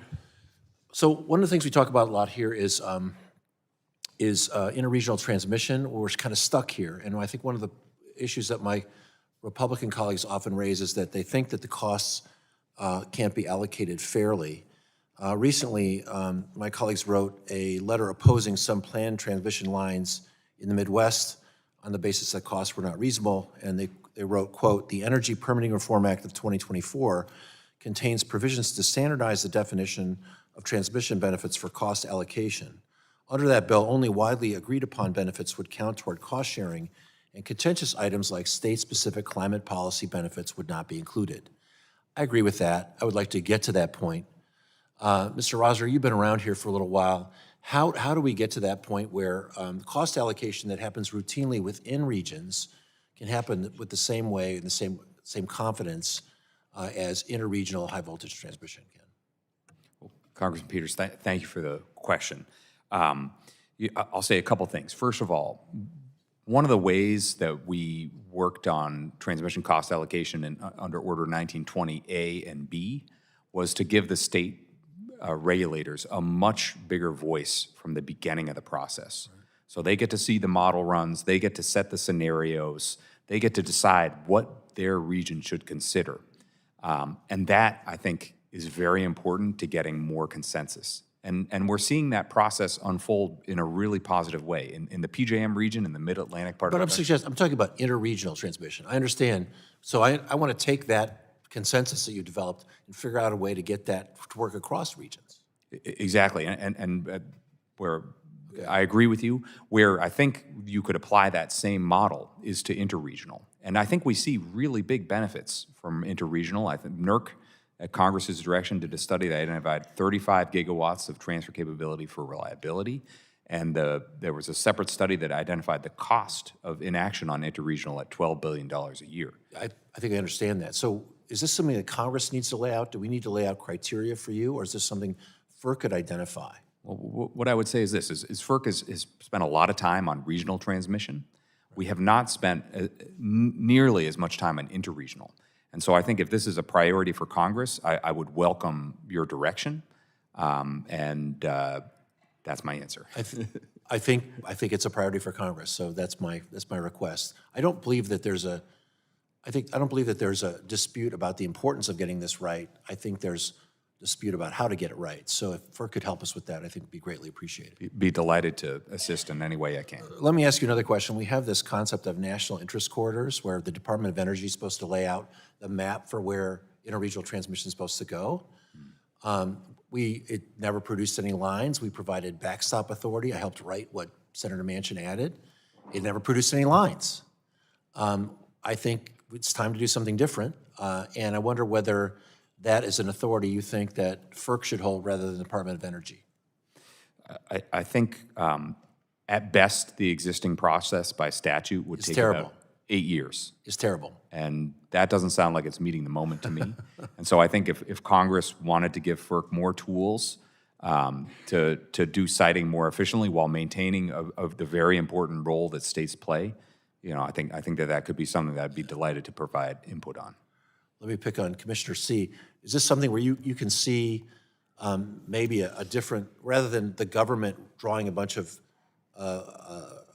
proposed lines for interregional transmission, maybe it's something where we could let the market define that, let those be the national corridors of interest, and let FERC permit them without worrying about the Department of Energy? Would that be a better system? I think it's certainly, when it comes to interregional transmission, I am more focused on cooperation as opposed to mandates. I think we have seen a lot of good results in recent winter storms, even some the past couple of weeks of neighboring regions helping other regions. So I do think that there is room for that sort of cooperation so that we can see some of those. What about the involvement of the Department of Energy? Is that necessary, or is this something FERC could handle? Congressman, I would defer to Congress when it comes to the assignment of responsibilities to DOE and to FERC. All right, well, I appreciate your, we have some more questions for the record, but I will submit those in writing. Thanks again for being here. Thank you much. The gentleman's time has expired and yields back. The chair now recognizes the gentleman from Alabama's 6th District. Okay, I'm sorry. The gentleman from Georgia's 12th District. Good. Thank you, Thank you, Chair Latta, for holding this hearing with the Federal Energy Regulatory Commission, and thank you for your testimony today. Ensuring reliable and affordable energy is critical to the mission of the Federal Energy Regulatory Commission. I'm glad to have this opportunity to discuss how this impacts my home state of Georgia. Commissioner Lassert, the state of Georgia is accomplishing what many areas of the country seem to be struggling with. We're moving with speed to power data centers, hyperscalers, and advanced manufacturing while also balancing affordability for all customers. This is just not talk. We have the results to prove it. For example, after announcing a 3-year freeze to base rates, Georgia Power recently received approval from state regulators to move forward with 10,000 megawatts of generation to keep up with Georgia's rapid growth. It's because of this very growth that customers will experience rate stability for years to come. Georgia Power committing to customer savings of at least $102 for the average retail customer beginning in 2029 after the rate freeze. I believe that Georgia's vertically integrated market structure is a big part of this success story. I know the state wants to keep delivering on our shared goals of speed to power and affordability. I also know that your commission is working on several rules that are designed to address many of these issues in other parts of the country. Commissioner Lassert, do you think it's possible for other parts of the country to benefit from the example and success that we're seeing in the Southeast? Thank you, Congressman. I want to thank you for that question. I know Georgia is certainly an outlier in excellence, and it starts from the outstanding Public Service Commission, Public Utilities Commission that you have there.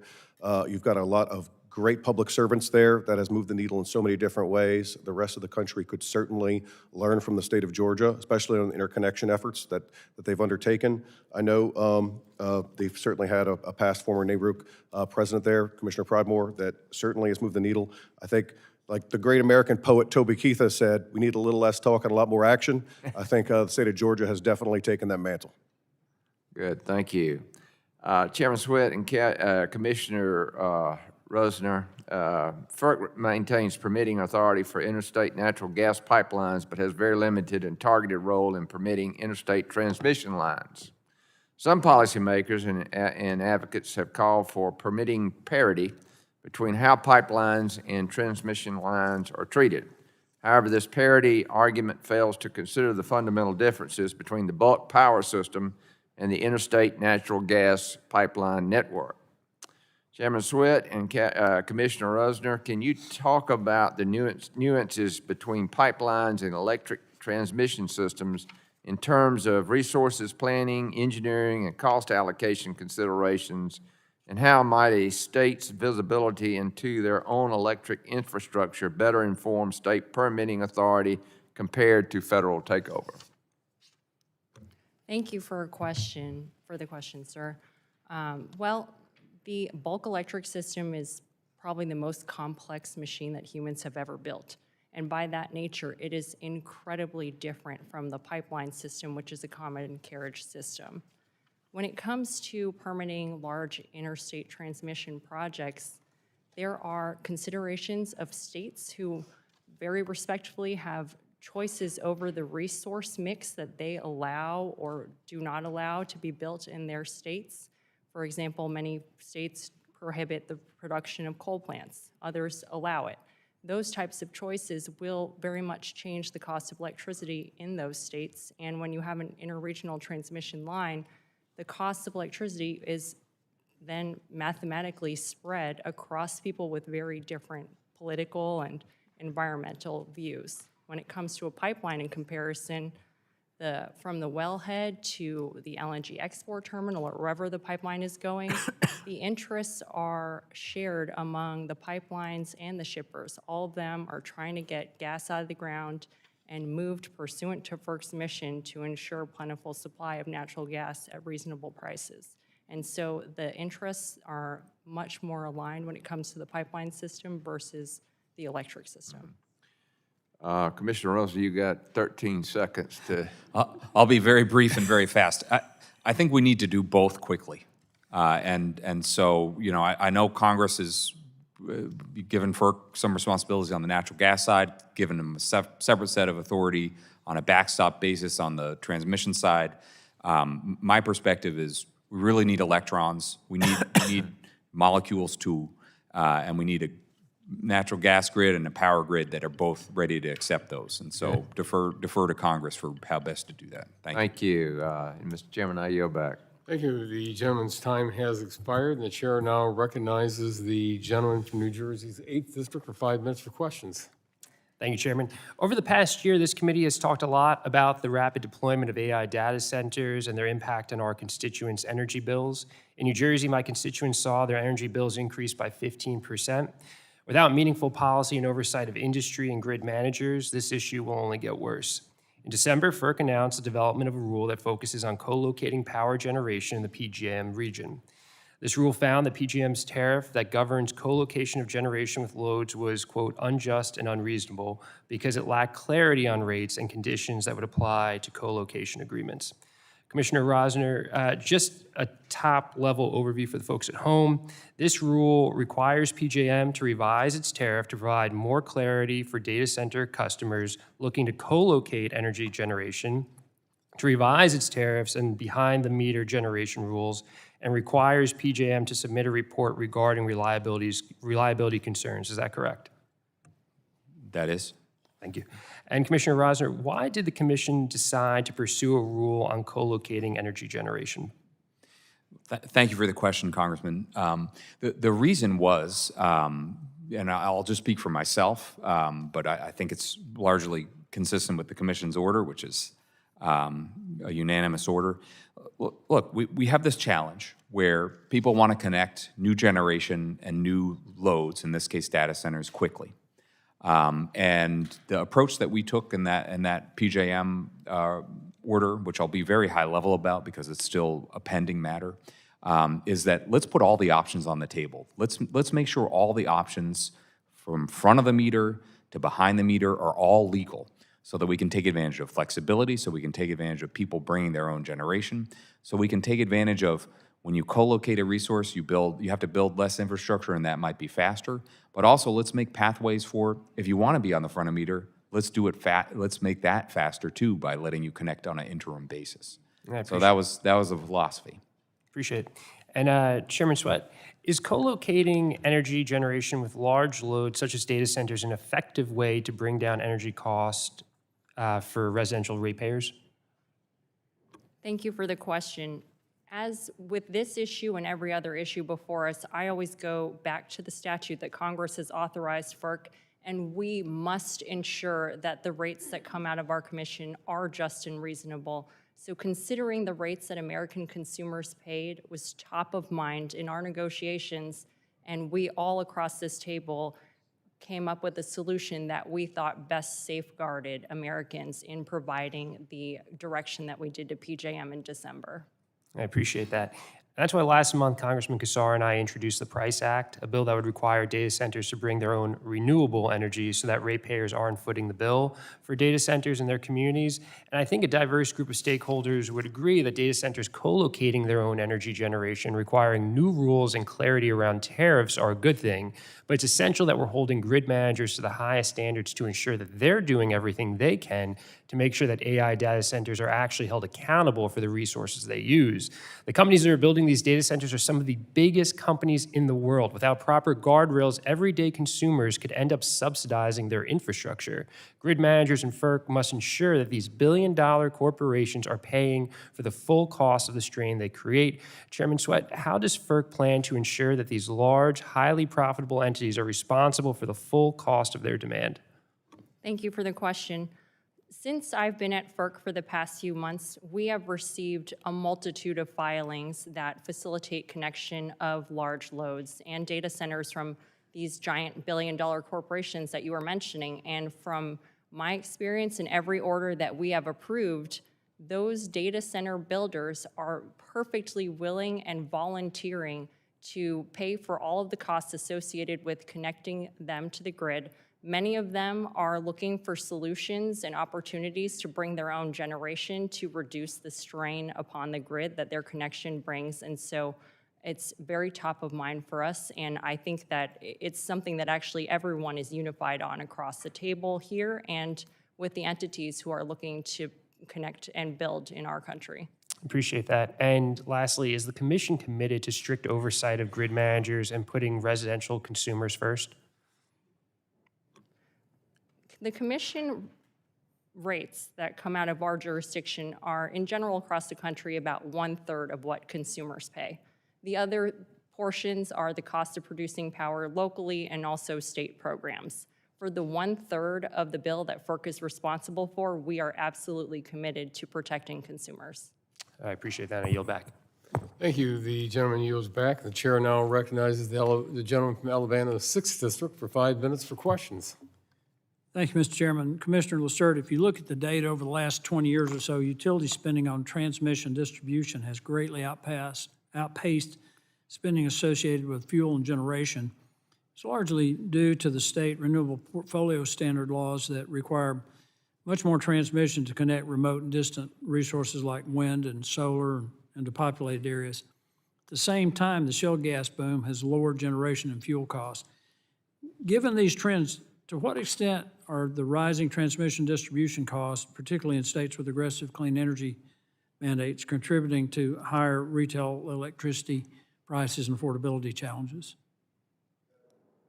That's a fantastic question, and I'm thankful that you asked it. I think the days of FERC approving projects without affordability and reliability are in the past. I think every question that has been posed before the current version of FERC, we have to ask those two questions of it. I think As we're looking at transmission, I think we can acknowledge that more transmission is needed in this country, but it has to be thoughtful and well-planned transmission. It has to be transmission that is needed, has to be transmission that is the best bang for the buck for the consumer. As we're looking to build out transmission, we also have to look at pipelines. I think we're woefully inadequate in our pipeline capacity in this country. You know, I had the American Public Gas Association in my office last week, and the American Public Gas Association is responsible for 430 communities across the U.S. that own and operate their retail gas distribution entities. And I want to quote one of the letters they sent to us recently. Nearly 95% of the 1,000 public or community-owned natural gas systems in the United States are captive to a single pipeline. One pipeline, that's the only rates they have. If we build more capacity for pipelines, that's going to drive prices down. Americans are hungry for that, the municipal governments are hungry for that, and we aim to give that to them. Along the same line, from 2000 to 2019, new investments went up 400%, went from $9.1 billion to a little over $40 billion.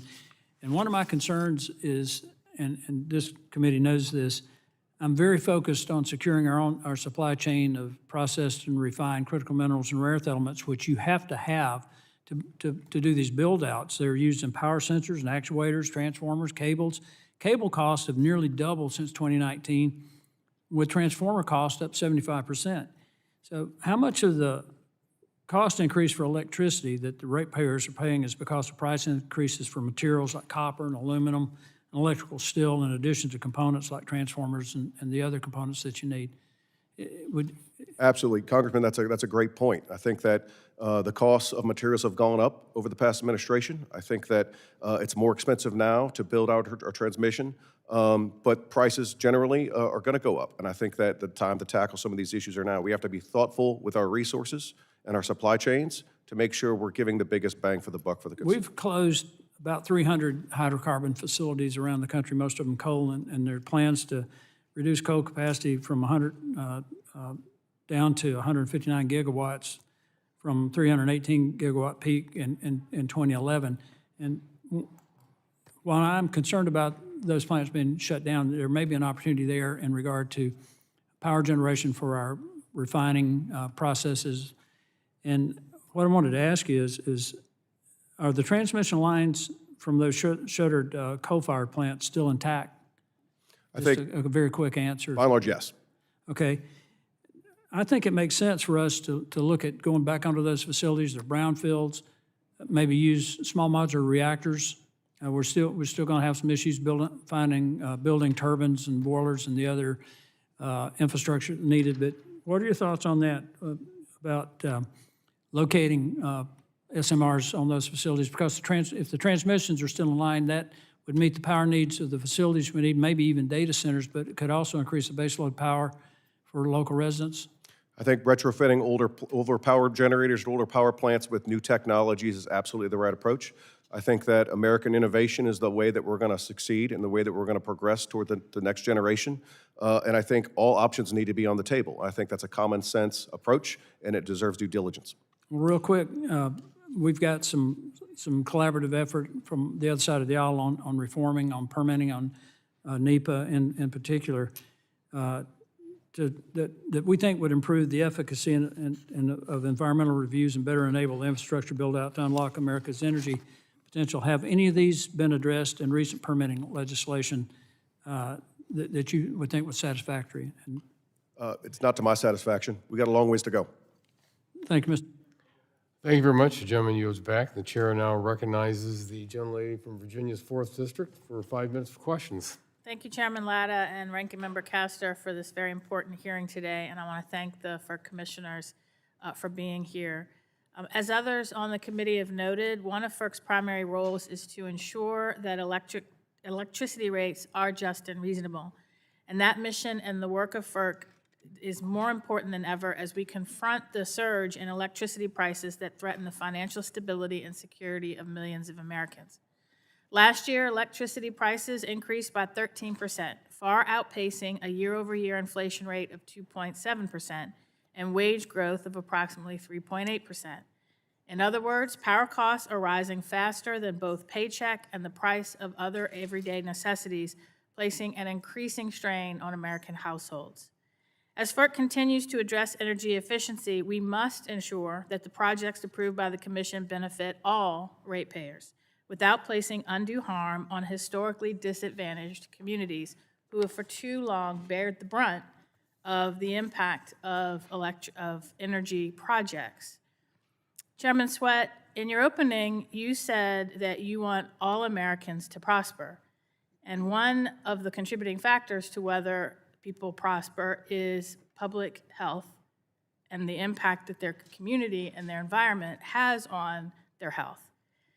So while it is important to expedite the interconnection of new energy sources to the grid, we need to do so in a way that balances that fact and doesn't place further burden on communities that have historically faced the brunt of pollution and negative health outcomes from reliance on fossil fuels.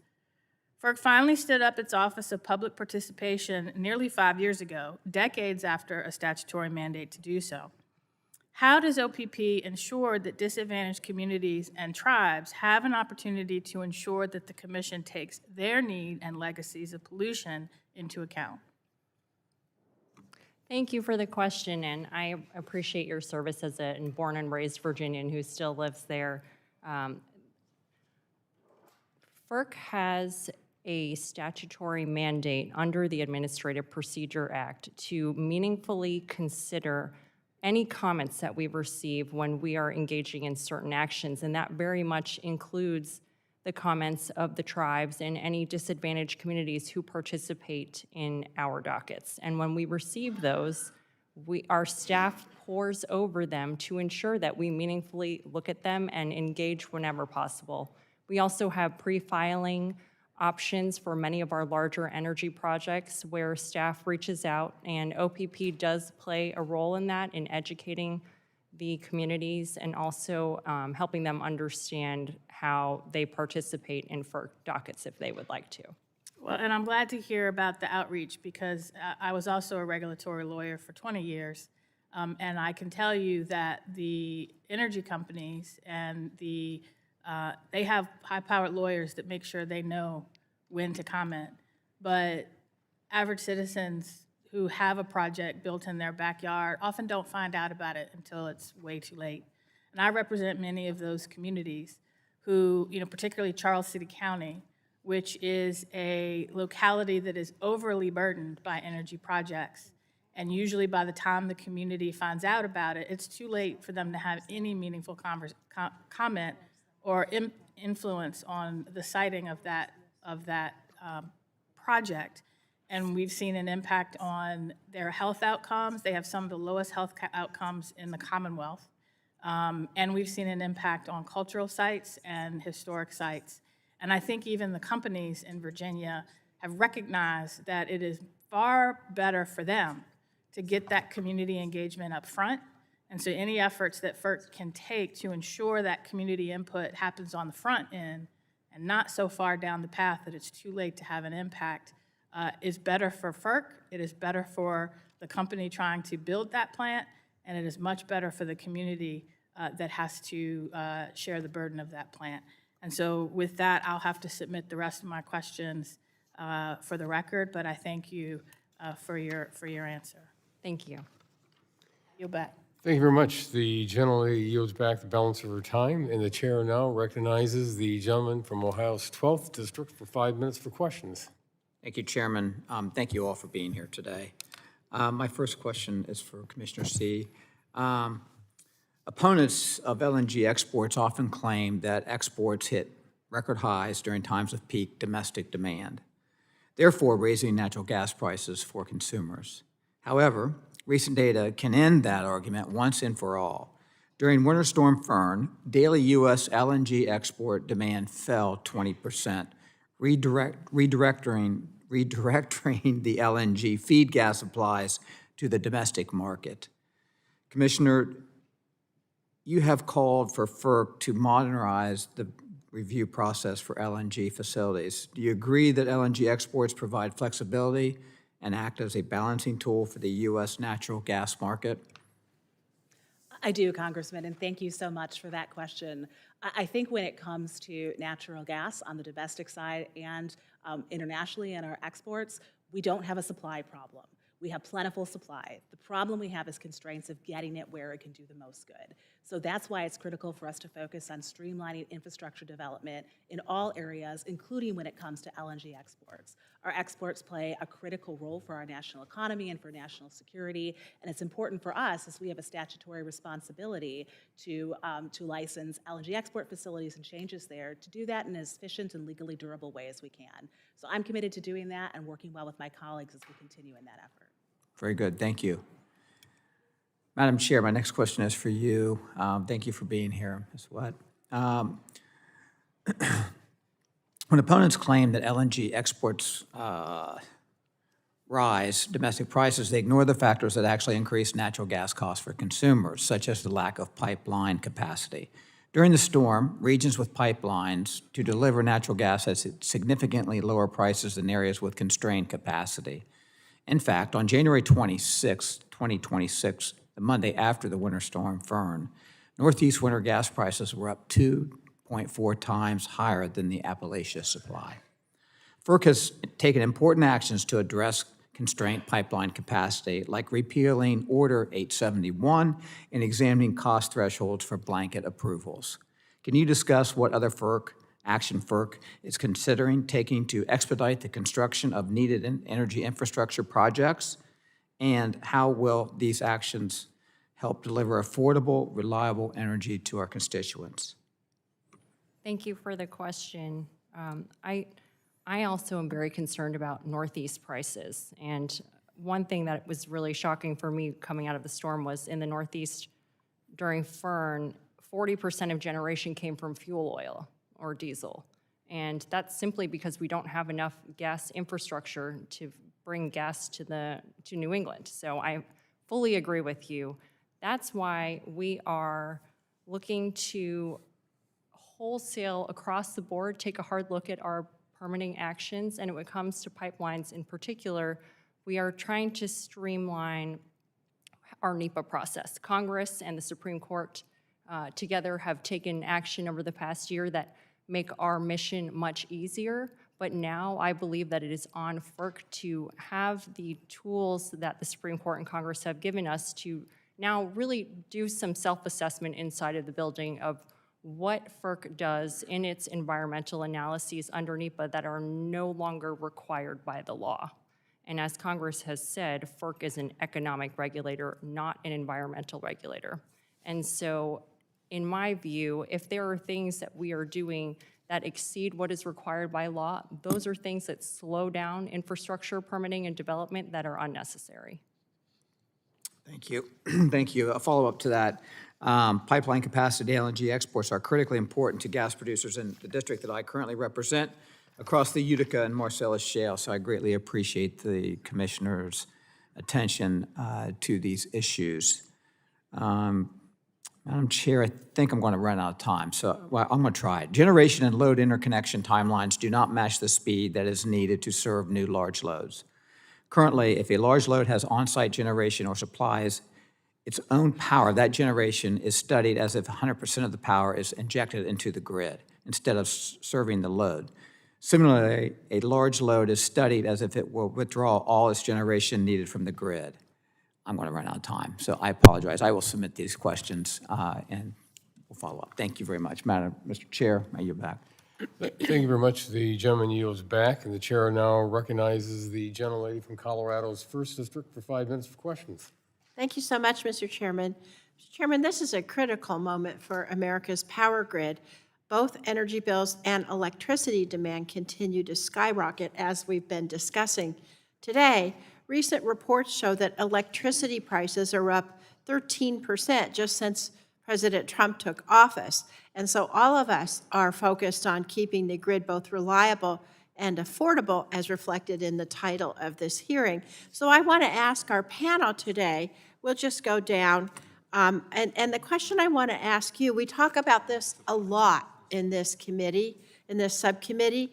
Do you believe in an all-of-the-above policy and a diversity of generation resources? Commissioner Chang?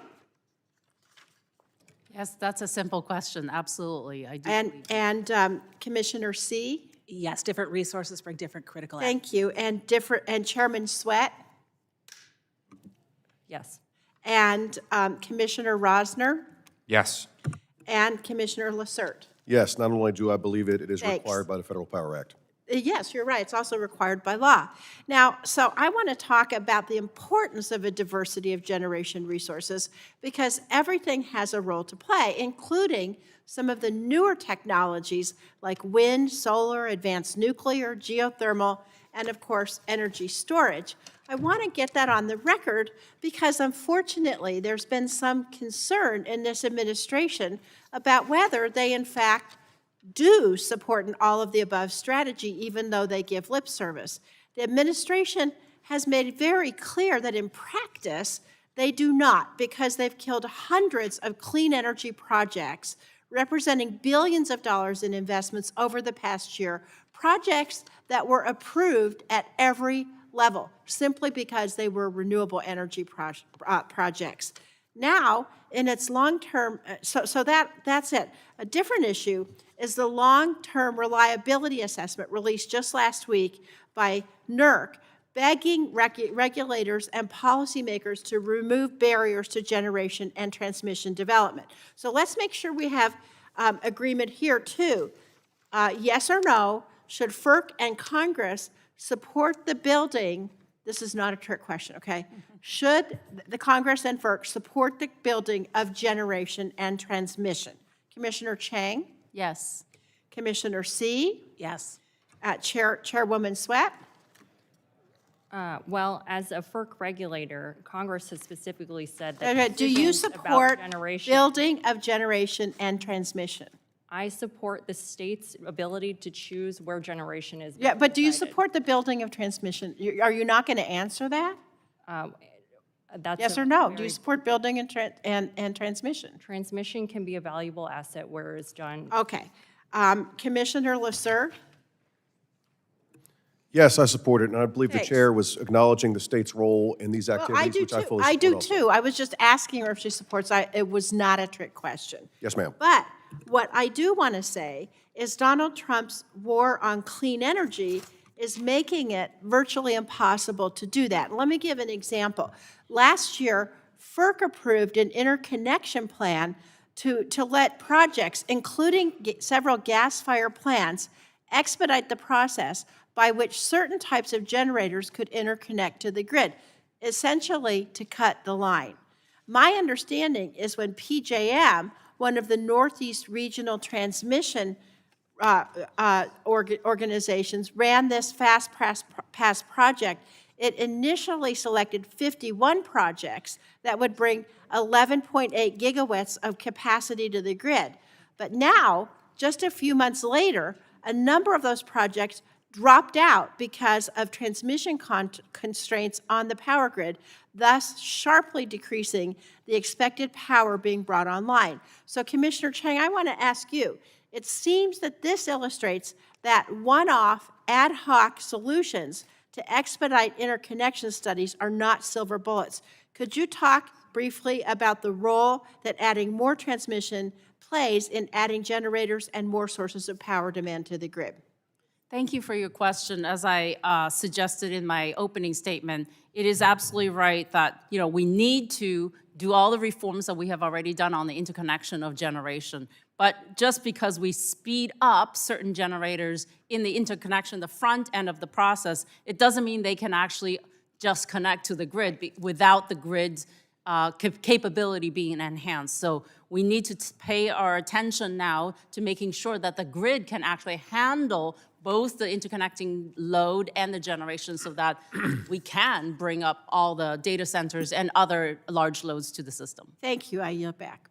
The gentlelady's time has expired and yields it back. The chair now recognizes the gentlelady from Tennessee's 1st District for 5 minutes for questions. Thank you, Mr. Chairman, and thank you for the witnesses for being here today. I want to discuss the critical role that FERC holds to ensure our pipelines, interstate transmission, and hydroelectric dams remain reliable and keep prices just and reasonable. I'd like to highlight one of FERC's responsibilities mandated by Section 4 of the Natural Gas Act. This section requires that rates charged for interstate pipeline services be just and reasonable. In my district, which is East Tennessee, these services, a natural gas subsidiary has filed a FERC Section 4 case for a 123% rate increase, even though FERC has stated during the testimony stage of this case that there is only justification for a 36% rate increase. Natural gas consumers must pay the higher rate until the case is litigated or a reasonable and just compromise settlement is reached. This case is particularly important for my district because this company serves as the only interstate natural gas pipeline that laterally traverses Tennessee and is the sole supplier for many of my constituents in the industrial manufacturers. So with that in mind, I would like to submit this letter from Chairman Terry Lewandowski of the Processed Gas Consumers Group for the record, Mr. Chairman. Without objection, so ordered. Thank you. So this goes to Commissioner C first. By statute, FERC must maintain that rate increases meet a standard of just and reasonable. In general, does FERC's approach of a case change if a pipeline has captive industrial taxpayers, ratepayers? Congresswoman, our core mission is to make sure that we are ensuring just and reasonable rates. And so when we are doing that role, when we are engaging in that analysis, of course, I can't speak to that particular matter that's pending before us, but we are committed to looking very closely at the record to make sure that any increases are in fact justified. There are a lot of factors there, and many of the critical ones, as you mentioned, are the people who are ultimately paying those rates. Okay. So we are very concerned about all of those factors. Yeah. Commissioner Lassert? Yes, ma'am. I also can't speak to something before us, but I can tell you, as I previously mentioned, I'm very concerned about captive pipelines. We need to build more capacity in our country. We need more pipelines in our country. It's going to drive prices lower. It's going to protect the consumers. Yeah. Thank you, sir.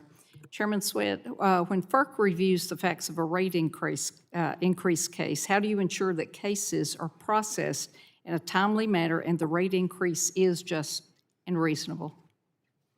Thank you for the question. I myself have litigated several FERC pipeline rate cases.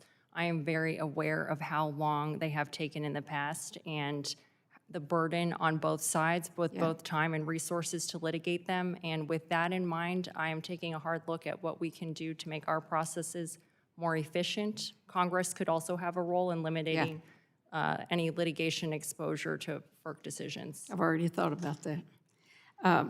Most of Tennessee is served by TVA through co-ops and municipal utilities, but the Kingsport area where I live sits in the PJM region. And some utilities in that market build and plan their own long-term generation instead of relying on the PJM capacity market, which has helped protect customers as PJM prices have spiked.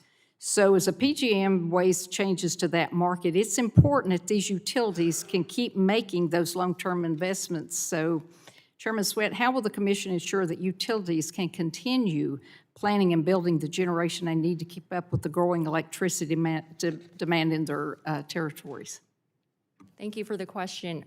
With every matter that comes before us, we take a hard look at the record that is filed and all of the evidence on it to see what is the right result and how to protect consumers to ensure that they pay just and reasonable rates. So I can commit to you that my colleagues and I will take a hard look at any filing that involves a utility trying to build more generation. Okay.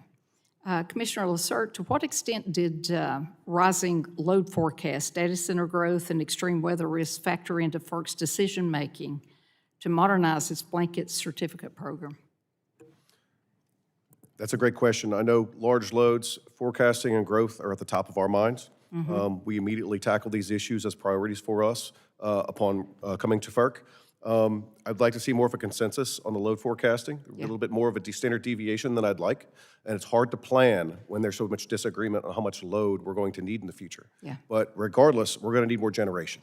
We're going to need more transmission. We need more pipelines. So all of those things are going to be necessary for us to be successful, but we need to convalesce around some certainty in what our load's going to look like. And it's going to look different today than it looks 3 months from now, as it looked 3 months ago. But these are challenges before us that we have to meet. Okay, thank you, sir. My time is up, so I yield back, Mr. Chairman. Thank you very much. The gentlelady's time has expired and yields back. The chair now recognizes the gentlelady from California's 7th District for 5 minutes for questions. Thank you very much, Mr. Chairman, and I want to thank all the commissioners for being here today. And thank you for the important work that FERC is doing to keep the lights on and trying to bring down the cost of electricity. Now, FERC doesn't directly regulate retail utility rates, but you do have an indirect role in determining what Americans pay for their bills. Commissioner Chang, can you explain very briefly how utilities recoup capital costs from their customers? Sure. Thank you very much for your question. Without getting too technical about this, utilities make capital investments. I should say investor-owned utilities make capital investments, and the return on and of those capital are passed directly to customers. And slightly different accounting works for municipal or public power resources. So in a nutshell, the amount of investments made are directly passed on to the captive ratepayers of those jurisdictions. Okay, so after the Trump administration illegally canceled billions of dollars in grant funding for grid resiliency projects, the capital costs of those projects will now be borne by those utilities, and that means those costs will be passed on to the ratepayers, which means higher utility bills. Is that correct, Commissioner Chang? In general, the capital investments dollars have to come from somewhere. If it's not coming from ratepayers, then it's come from some other sources. So somebody unless pays. capital projects are canceled, they are going straight to ratepayers. Okay. Commissioner Chang, you've expressed support for advanced transmission technologies that can make bigger, more efficient use of the grid. I share your enthusiasm for some of these technologies. I'm particularly hopeful that distributed power plants and advanced conductors can help free up more capacity quickly and cheaply. As many of you have emphasized, we need more power as fast as possible. And at the same time, we have to get a handle on rising costs. But the current back order for gas turbines is now stretching out to 2030, and the cost of a new gas plant has skyrocketed 2 or 3 times what it used to be. On the other hand, a distributed power plant can be deployed in less than 6 months for less than $1 million. So what can FERC and Congress do to help encourage the use of these and other advanced transmission technologies? Thank you for your question. I'm also a big supporter of advanced transmission technology. My view on that is, broadly speaking, U.S. is at the forefront of technology for all industries, and it should be so as well for transmission technologies. And, I don't really take a prescriptive view on what specific technology needs to go on specific projects. On the other hand, I feel like using advanced transmission technology to squeeze more out of our existing and new system is a no-brainer, and utilities should take advantage of what best technologies are available, and they should move forward from pilot projects to really broad adoption of advanced technologies with the purpose of bringing down costs for consumers. Okay, thank you. Chair Sweat, there are a lot of questions with regard to the appropriate federal role in supporting and improving the interconnection process for large energy loads. How do you view FERC's role in this? Thank you for the question. FERC has jurisdiction from Congress over the bulk electric system. So large loads can have many options in flexibility in the way that they connect to the electric system, both from the state jurisdictional and the federal jurisdictional level. So as someone who adheres very religiously to the statutes that Congress has provided, we are committed to allowing and facilitating large load connection within our jurisdiction in a way that ensures that consumers pay just and reasonable rates. Okay, now I only have about 15 seconds, but Commissioner Rosner, do you share the same view? I may have to. Yes, I think the commission has jurisdiction over connecting large load to the transmission system. And so we've had an approach where this winter we've tried to make that more efficient. Okay, I have more questions I'll submit it. Thank you. The gentlelady's time has expired and yields back. The chair now recognizes the gentlelady from Iowa's 1st District for 5 minutes for questions. Thank you, Chairman Latta and Ranking Member Castor, for holding this legislative hearing on reliability and affordability. And I also want to thank our witnesses for your time today with us. The electricity industry is in a state of sustained change. FERC must work harder than ever to meet these evolving challenges with innovative and proactive solutions. In Iowa, we know that reliable, affordable, abundant, sustainable energy, and we know what it means. While Winter Storm Fern brought dangerous conditions to much of the country, Iowa experienced even colder temperatures than usual, and it's cold, yet our utilities kept the lights on and the heat flowing. That's because we're invested in a resilient grid and a diverse resource mix. When other states were struggling, Iowa crews were helping them recover. And as our witnesses said, tremendous thanks to all of those who were keeping the lights on and keeping transmission lines up and running. We're at a time of fundamental change, which all of you have mentioned during this hearing. The question before us is, how do we solve evolving challenges in the near, medium, and long term? We must accelerate infrastructure deployment, ensure adequate generation capacity, modernize transmission planning, and do it all while keeping energy affordable for families and businesses and keeping up with the maintenance required by our aging grid. The American people are counting on you at FERC to get this right. They need confidence that when they flip a switch, the lights will come on, and that the electricity bills, most importantly, won't break the family budget, which you've all mentioned as well. Innovation, not regulation, should drive our energy future. Mr. Rosner, you had mentioned vast increasing and acceleration energy demand, and you also mentioned the number of projects and plants that have been brought online while you've been as a commissioner. Is that in keeping with what happened during years 2021 through 2024? I mean, were we adding capacity between 2021 and 2024? I don't think, I don't have that, the backward-looking number with me, but I'd be happy to provide it in the record. What I can tell you is that last year, we approved a number of fast-track processes that are going to connect about 50 gigawatts worth of new generation to the grid. And would you say that adding that capacity is going to help keep electricity prices affordable? Yes, and reliable. Thank you. Commissioner Rosner and Commissioner C., so I'm going to ask you both, and hopefully won't run out of time. Load forecasting, which Mr. Lacerte just mentioned, and who bears the risk of load forecasting. So PJM just released their annual forecast. They cut their 2028 summer peak forecast by 4.4 gigawatts. While that's a 2.6% reduction from last year's estimate, PJM increased their long-term 10-year forecast significantly. These aren't small numbers. A 4-gigawatt swing affects billions of dollars in capacity procurement and infrastructure spending that ratepayers have to pay. And those forecast changes happen every year as assumptions get updated. When RTOs procure capacity or approve infrastructure based on load forecasts that later get revised downward, who pays for that mismatch? Right now, it's 100% taxpayers. And one of the things mentioned, Commissioner Lacerte mentioned, consensus on load forecasting. So sharing some of that incomplete or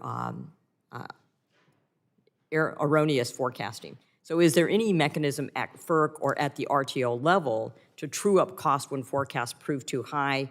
Are we just accepting that ratepayers will have to pay for whatever gets built based on today's best guess about tomorrow's load? Congresswoman, I think when it comes to accurate load forecasting, that gets at one of the really important issues in front of us. There are real concerns if we both underbuild and overbuild the system. If we underbuild, the lights don't come on, as you mentioned. But if we overbuild, ratepayers are paying for capacity that's not necessary. We need to get that right. It's challenging right now because we're in a new moment with data centers and other large load growth. So there's a lot of developing consensus and best practices about how do we get more certainty when it comes to load forecasting. We had a very helpful technical conference last summer with a lot of experts on reliability, talking about best practices and making sure we can do more to firm up those numbers, because you're absolutely right. We can't have perfect certainty. I wish we could, but we can do better and we can keep moving. Commissioner Rosner. Yeah, I agree with my colleague, and you know, I would just say that load forecasting is about getting more confidence in the decision, and that's important for getting agreement on the build. To your question about, you know, what do we do if we overbuild? You know, in places where we have markets in the country, we often have these things called these adjustment auctions. They have various different names, but basically it's an opportunity to buy or sell more based on increased precision of knowledge of the future. The other thing I'd just say, though, is the point you made. I'm sorry, the gentlelady's time has expired, and if you would want to submit that in writing, we'd greatly appreciate it. I'll submit that in writing. Thank you. I yield. The chair now recognizes the gentleman from Texas's 33rd District for 5 minutes for questions. Thank you, Mr. Chairman. I think that everyone here knows that right now families are really facing high electric costs, a lot because of the weather, but also because of delays in connecting new generation and storage to the grid. And interconnection queues are now measured in years, not months, and those delays have real costs that show up on people's utility bills. As you know, in Texas, we take a little bit different approach to how that works, and ERCOT allows generators to connect to the grid more quickly through what is often called a connect and manage or energy-only interconnection model. And these projects can come online sooner, accept some curtailment risk, and rely on operational management instead of waiting for every transmission upgrade to be built first. And that has allowed Texas to connect to large amounts of new generation faster than other regions, and in many cases that has increased supply and helped put downward pressure on electric prices. And so I want to ask you, as it relates to federal interconnection policy and accounting for speed and real-world outcomes, and I want to start with you, Commissioner Rosner. Your testimony states that accelerating new electric generation is essential to reducing consumer costs, and that interconnection delays directly contribute to higher bills. As you know, ERCOT connects generation faster than any other region by allowing projects to interconnect before major network upgrades are built. From an affordability perspective, do you agree that getting lower cost supply online sooner, even with some curtailment, is better for consumers than waiting years for full deliverability? Thank you for the question, Congressman. And you know, I will say it is amazing what Texas has done. You know, I think that the pace of growth in Texas is really stunning. And I think the question you're asking about what are the things that are enabling that connect and manage policy is something that I've spent a lot of time thinking about as a commissioner here. You know, what I would say is this, is that it's quite clear that we need more options on the table. The current wait to connect new generation to the grid is on average between 4 and 5 years. Our ideal pro forma rules that we implemented in order 2023 get it down to a year and a half. I think it should be even less than that. And I think there's opportunities in the connect and manage type system that are quite, you know, there's real evidence that they're going to push the ball forward, and would be delighted to keep working on them. Do you think there's anything more that FERC can do to ensure that Order 2023 is implemented in a way that actually enables that outcome in other regions rather than preserving delay under a different label? Well, I think it'd be good for us to get those models fully implemented around the country. I think we're at the very tail end of compliance with that rule. You know, what I would say is this, is that, you know, from concept to implementation, it's taken us about 6 years to do order number 2023. One of my focuses are on what can we get industry to do without regulation. And so I've written extensively about interconnection automation. That's one thing they could do. Another thing that industry can bring us, and in fact, one region has brought something perhaps similar to connect and manage and filed it at FERC. When the industry reaches consensus and brings filings to FERC, that can move a lot faster. Right, exactly. Ms. Shank, I wanted to ask you before my time expires, I know that you also emphasize persistent interconnection bottlenecks that perpetuate scarcity conditions that help keep prices high for customers. In Texas, faster interconnection has helped reduce scarcity by increasing supply with developers, not captive ratepayers that are having to bear the risk. And from a consumer protection standpoint, isn't that preferable to a system where delays keep prices high and costs are ultimately borne by taxpayers? That's right. I think, again, you know, if one of the barriers is to not have adequate transmission capabilities, and if that becomes a barrier for interconnecting load and generation, we need to focus on making sure that the transmission grid is ready and available. And related to your question about connect and manage in ERCOT, I think it is a plausible path if there is a well-planned and a good idea of how to finance the transmission upgrades necessary. And ERCOT has that in place.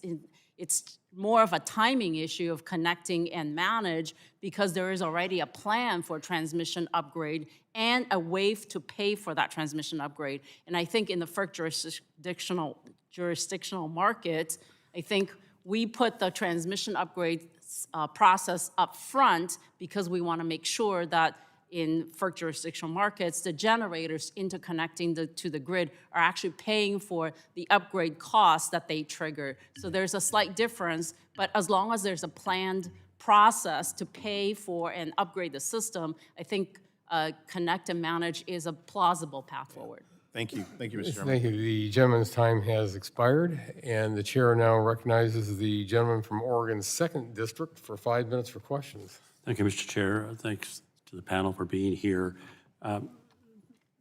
Chair Sweat, there was some discussion some years ago about, maybe even more recently than that, our national security being at risk because of Chinese developed transformers. Is that risk now behind us? No, sir, that risk is very much in front of us. And what are we doing about it?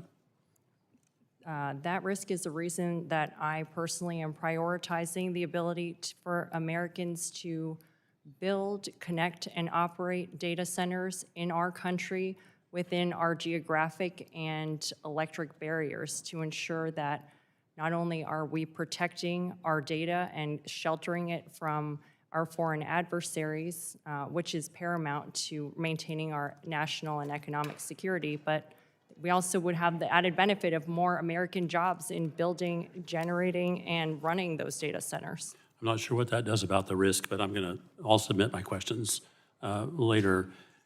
Commissioner Lassert, you say in your press release on January 14th concerning the Snake River complex, with which I am extremely familiar, that you were happy that the EIS was issued, but then you state that you think more efficiencies need to be found. No surprise, given it's been 23 years while we waited for that dam relicensing to occur.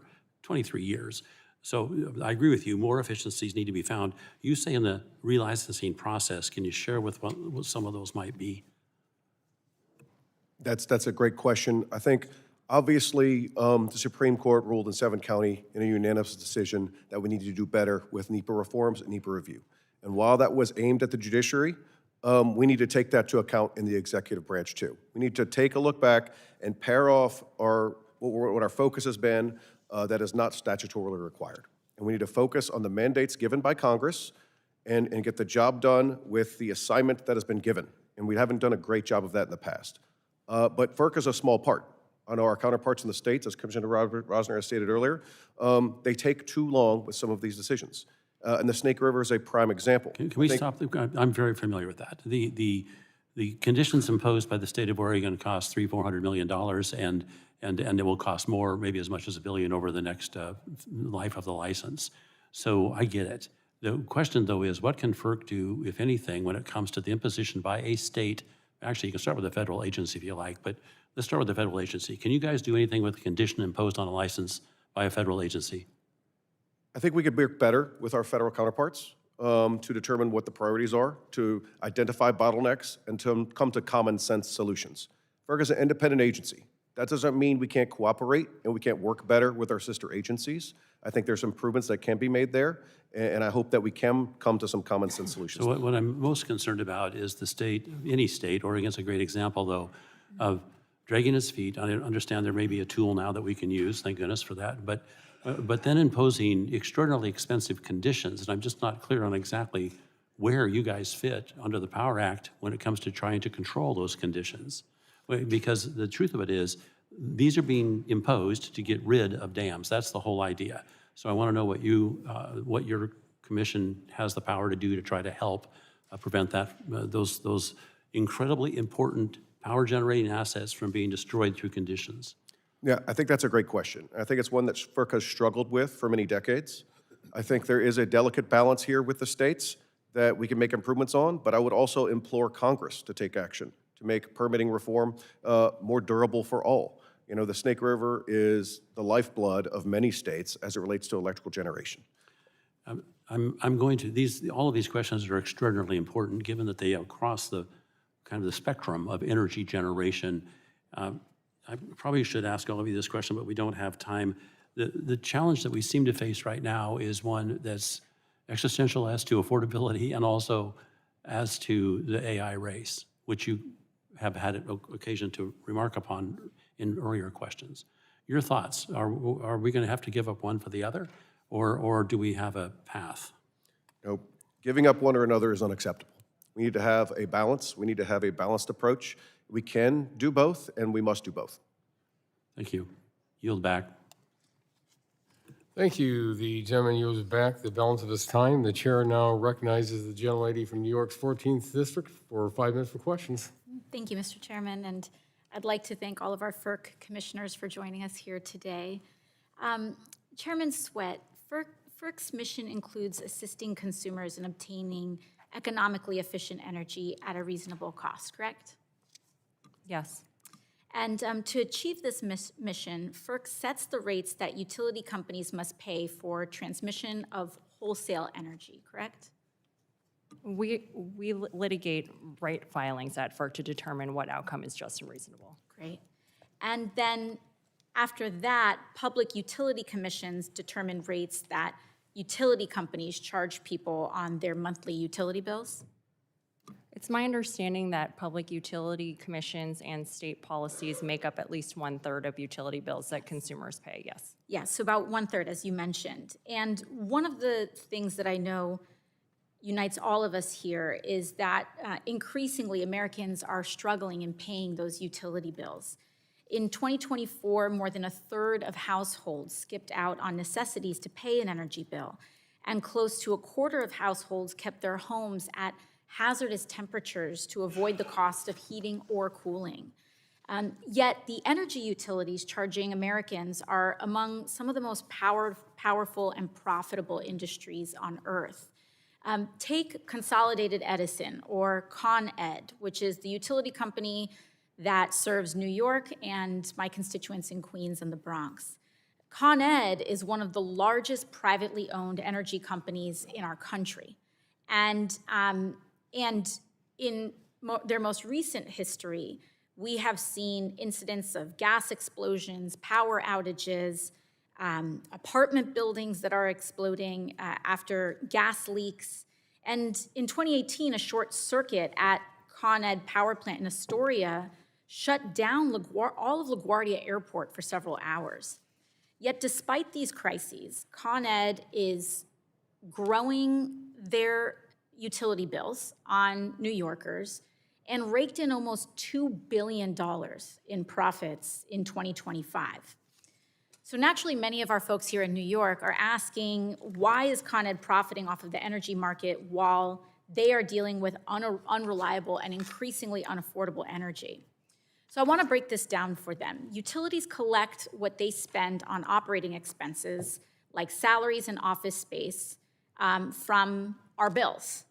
And if a utility company spends $100 on operating expenses, it collects $100 back, spread out across all the bills people pay to that utility. But they don't get any profit. Instead, companies like Con Ed make an average 10% profit through a return on equity for making physical upgrades to the transmission grid. So if a utility spends $100 on physical upgrades, they would collect $110 on our bills, with $100 paying for the wires and poles and $10 going to profits. It collects these profits from increases in our utility bills. The more they spend on physical infrastructure, the more profit that they stand to make. But as I outlined with Con Ed's history in New York City, those upgrades aren't translating to actually more reliable service for constituents. There are these projects that are being named as outlays. In some ways, people are questioning if these investments are actual upgrades to our system, or are they just stated outlays and that are labeled as upgrades. But it's FERC that sets the rates of these profits for transmission system investments. So Chairman Sweat, what is the average return on equity that FERC has set for utilities like Con Ed? Well, as someone who has litigated rate cases at FERC, I'm very familiar with the contours of various rates, but different utilities have different structures. I'm happy to work with your staff and our commission staff to answer any specific questions you have about specific utilities. Currently, it does seem like the rate averages do approximate around 10% for transmission utilities. I mean, they could be higher, they could vary, but does 10% sound about right in terms of an overall average? I'm not sure. Okay. Well, going back to FERC's mission, do you believe that this model of a set return on equity is the most economically efficient model for everyday Americans? We are taking a hard look at everything that impacts everyday Americans, and I can tell you from personal experience that we have very heated debates at this commission from all of my colleagues sitting here. It's a race to lower any bill that we can. So we are happy to work with you and your staff on any suggestions you may have on how we can accomplish our shared goal. Great. And I'm sorry, the gentlelady's time has expired. of course, thank you so much. But I'm sure the gentlelady will submit her questions to the commission. So thank you very much. Thank you. The chair now recognizes the gentleman from Texas' 11th District for 5 minutes for questions. Thank you, Mr. Chairman. Chairman Sweat, I'll start with this real-world example we just had during Winter Storm Fern, which I think was a good real-world test and an example across different states that we can kind of compare and contrast. But the results, I think, were pretty clear that areas with sufficient pipeline capacity and access to domestic natural gas experienced lower prices than those that didn't, and the reliability factor was indeed higher there as well. In the Northeast, the limited pipeline capacity meant that power plants couldn't get enough natural gas when demand peaked, and as a result, grid operators had to burn oil and rely on imported energy to keep the lights on. But meanwhile, states closer to natural gas production in the Appalachian Basin saw much lower prices, and this was not a shortage of energy, but it was a failure to move it when it was needed. Price data during the storm showed that consumers in New England and Connecticut and New York paid between 115% and nearly 300% more for natural gas than they did in places like northeastern Pennsylvania. And those price differences indeed worsened as the storm intensified. So my question is, how is FERC approaching the timely permitting of interstate gas pipelines needed to serve demand and lower cost for Americans everywhere? Thank you very much. That's a very important question that we are all unified in looking at how we can develop more infrastructure to reduce costs for Americans, as my colleagues have said today. When it comes to specific pipeline applications that come before us, as Congress has required under the Natural Gas Act, we have to take a hard look of whether or not an individual application is required by the public convenience and necessity. And a big part of that analysis is whether the pipeline will bring economic benefits to the public, and in many cases that would come in the form of lower costs on utility bills. Let's kind of pull on that thread a little bit more. How is FERC working with states that block pipelines? And how are you balancing the affordability mission when you have states like New York that actually kill pipeline projects? That is a $100 billion question. Well, effectively under the regime that Congress has created and the Clean Water Act, states have the ability to veto a project if they do not give a certification. And that is a problem that FERC simply cannot work around. And if Congress saw fit to change that, we would be happy and ready to implement any directives. Is it your belief that having those pipelines and the capacity to deliver that natural gas lowers prices? Well, I think, as you very wisely stated at the beginning of your comments, the proof is in the pudding. The fact that areas that don't have enough gas are paying maybe 300 times what they should, as you said, is unacceptable. That is not a just and reasonable rate for Americans. So these states are basically saying to their own constituents, we don't care, you're going to pay up to 300% more when demand peaks, and we don't have the capacity to deliver what you actually need. That is a sad reality that we're living in. But let's talk about dispatchable energy. In New England, more than 40% of power generation came from fuel oil during the coldest period of this storm, and despite aggressive policies intended to reduce fossil fuel use, we still saw those numbers. Similarly, New York relied heavily on natural gas, on nuclear, and dual fuel generation to maintain that reliability. So maybe talk us through, and is it fair to say that without access to dispatchable fuels, particularly natural gas, many regions would face reliability challenges? And maybe talk us through the reliability challenges specifically that you see. Thank you for the question. Using the storm that impacted millions of Americans, I think, is a great paradigm to look at this. If you look at the peak demand of the country, if we combine them all together, and that was overseen by our Office of Electric Reliability at FERC, who worked around the clock, 42% of the power provided and that kept Americans warm during Fern was gas across the country. And coal was 23%. Nuclear was 14%, and petroleum was 4%. If you put all those numbers together, over 75% of the power that kept our grid reliable during Fern came from dispatchable generation. What does FERC stand for, the acronym? FERC has no ability to choose a generation mix. That is squarely within the state's purview under the Federal Power Act. We accept the generation and the market design as it comes to us. I was talking about the reliability piece, the R, but yes, thank you for that, because that's where I was getting at, and you read my mind, and I yield back. Well, thank you very much. The gentleman's time has expired, and the chair now recognizes the gentleman from Massachusetts 14th District for 5 minutes for questions. Thank you, Chair. I'm glad my friend from Texas raised the New England grid during Winter Storm Fern. I was there, representing 800,000 people who were there. It was cold. Let's talk about what happened in New England and how this administration's weighing in. So, first of all, what happened during Winter Storm Fern and the stress it put on the New England grid, on the Massachusetts grid, is not an outlier event. We're seeing that winter peak demand forecasts are going to be increasing by about 36% over the next decade. So we better prepare for this.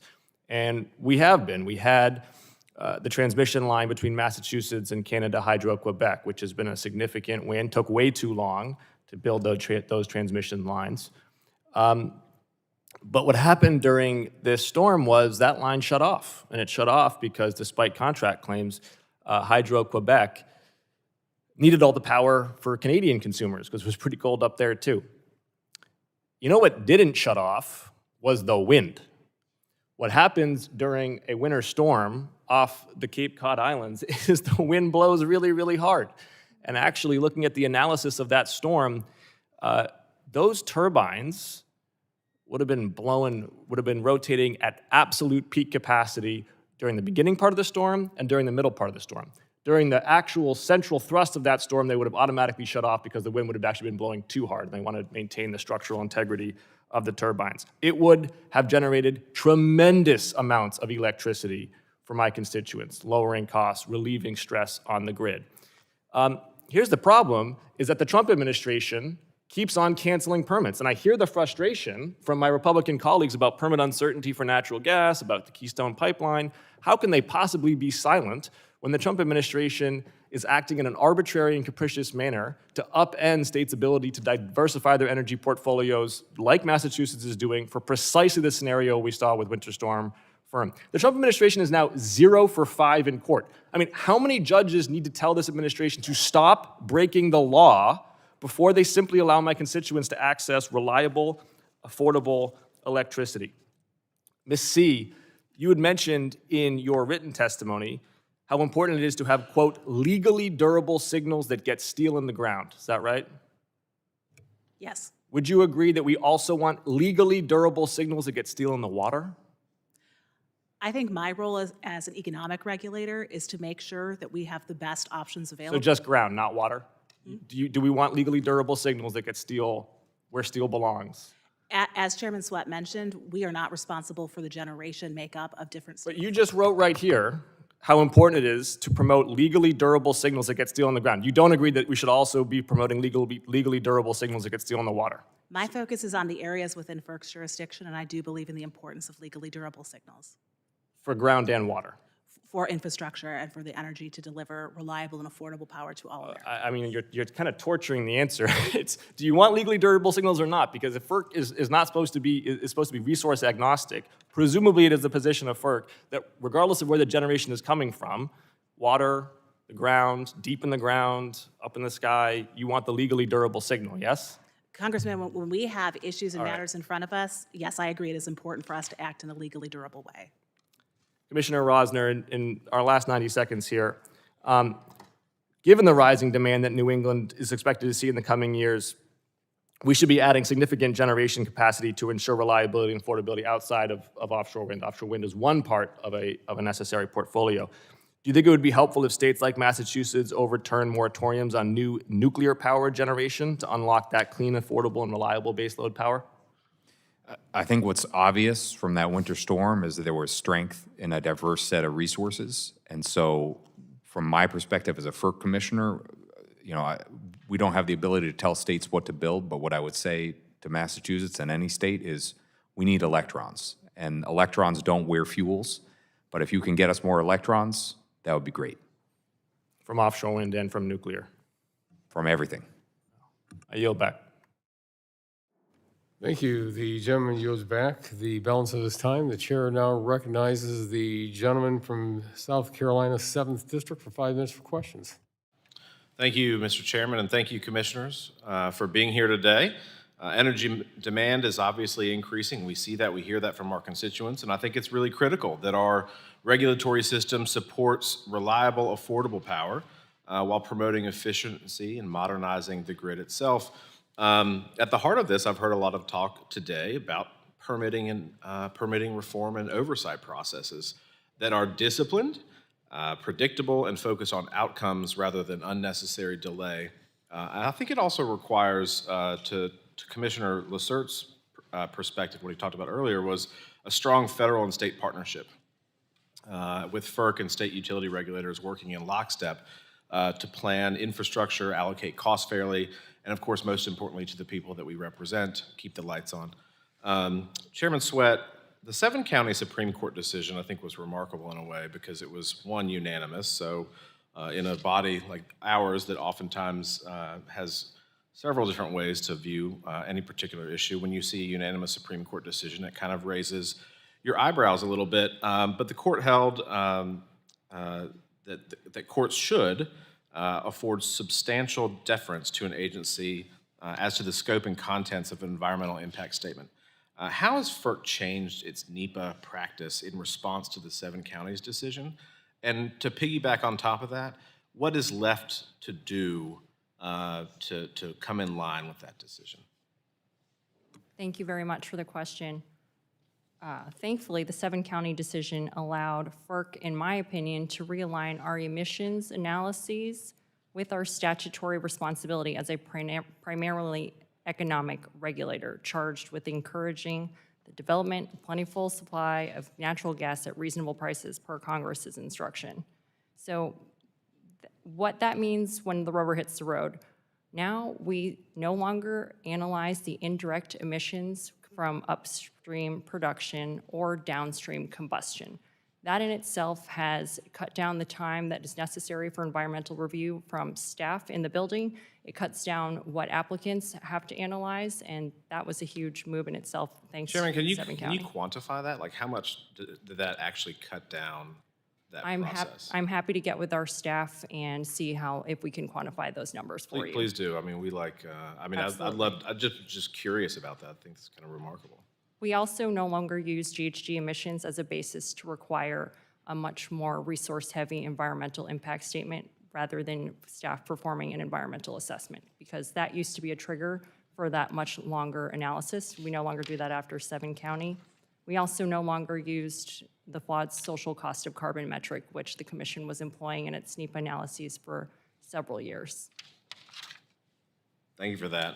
Commissioner Rosner, FERC's blanket certificate program allows certain projects to complete routine, limited scope actions under set cost and notice requirements, either through automatic authority or a prior notice process. In June of 2025, FERC issued a NOI and temporarily raised the prior notice cap. How would permanently increasing these cost thresholds and expanding eligibility so more projects qualify for expedited authorization improve permitting efficiency and meet rising energy demand?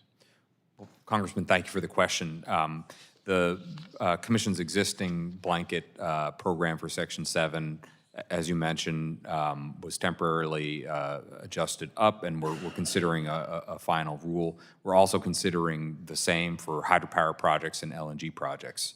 You know, the way this stuff works fundamentally is, you know, these routine changes that we really understand the environmental impacts, it doesn't take as long to fully adjudicate those. And so, you know, these programs have worked well.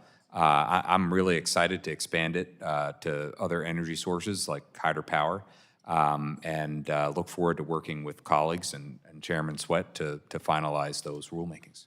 Thank you for that. And Commissioner, while I got you here with my limited time left, you recently sent a letter to all 6 grid operators requesting information on how to improve load forecasting. In South Carolina, we're vertically integrated. Other places are different, obviously. What we're seeing across the country is the rapid development of data centers, general demand anyway, large energy users has made the process difficult, to say the least. How do you view the role of effective load forecasting to inform efficient planning? And the gentleman has 5 seconds. Real simple, better data, better decisions. Thank you for that. Runs a tight ship here. Thank you, Mr. Chairman. I yield back. We're about ready to vote again. Thank you very much. The gentleman's time has expired and yields back. The chair now recognizes the gentlelady from Washington's 8th District for 5 minutes for questions.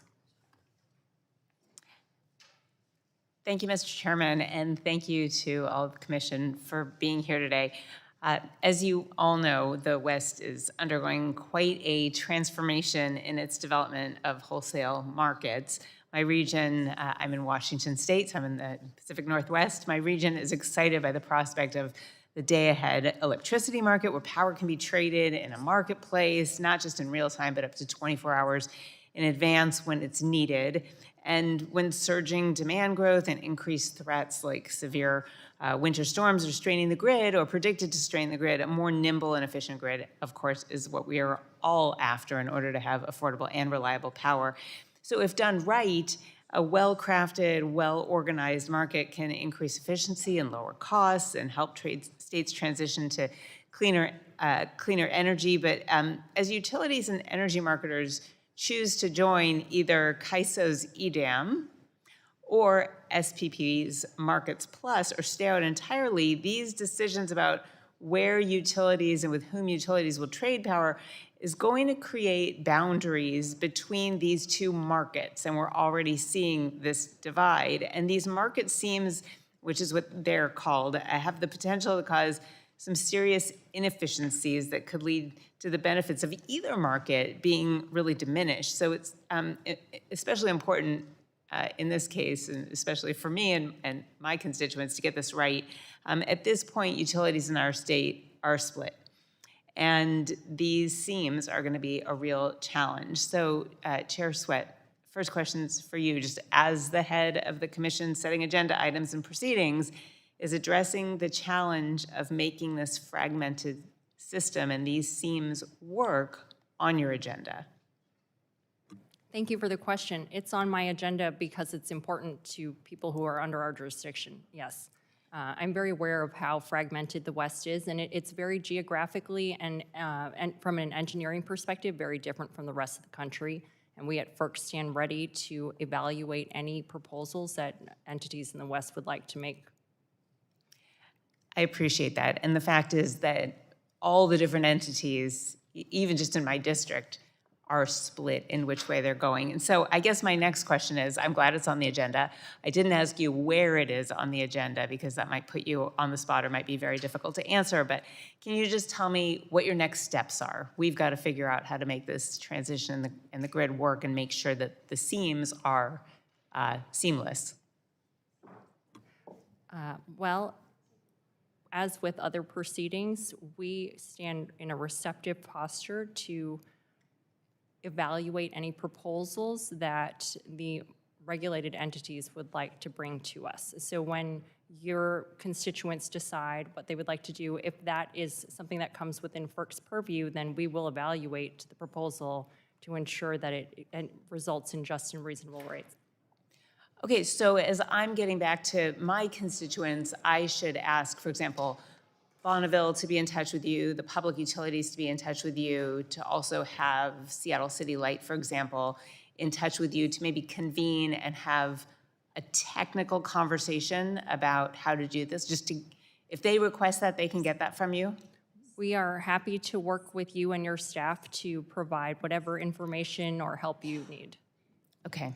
And then can you tell me, just as we look for what's coming down the road, so they request this, and you're willing to oblige to help, can you talk about what actions FERC can take and has at your disposal to ensure dependability and reasonable rates as you're maneuvering through this new landscape? So in the context of SEAMS, our Office of Electric Reliability has a vast amount of staff that are constantly monitoring the grid from a reliability perspective, and SEAMS present a very unique issue when it comes to reliability. So we are constantly monitoring in the Office of Enforcement from a rate perspective and in the Office of Reliability from a reliability perspective. We are looking at the whole country all the time, and I know that SEAMS are a specific focus so that we ensure that they are functioning properly within our jurisdiction.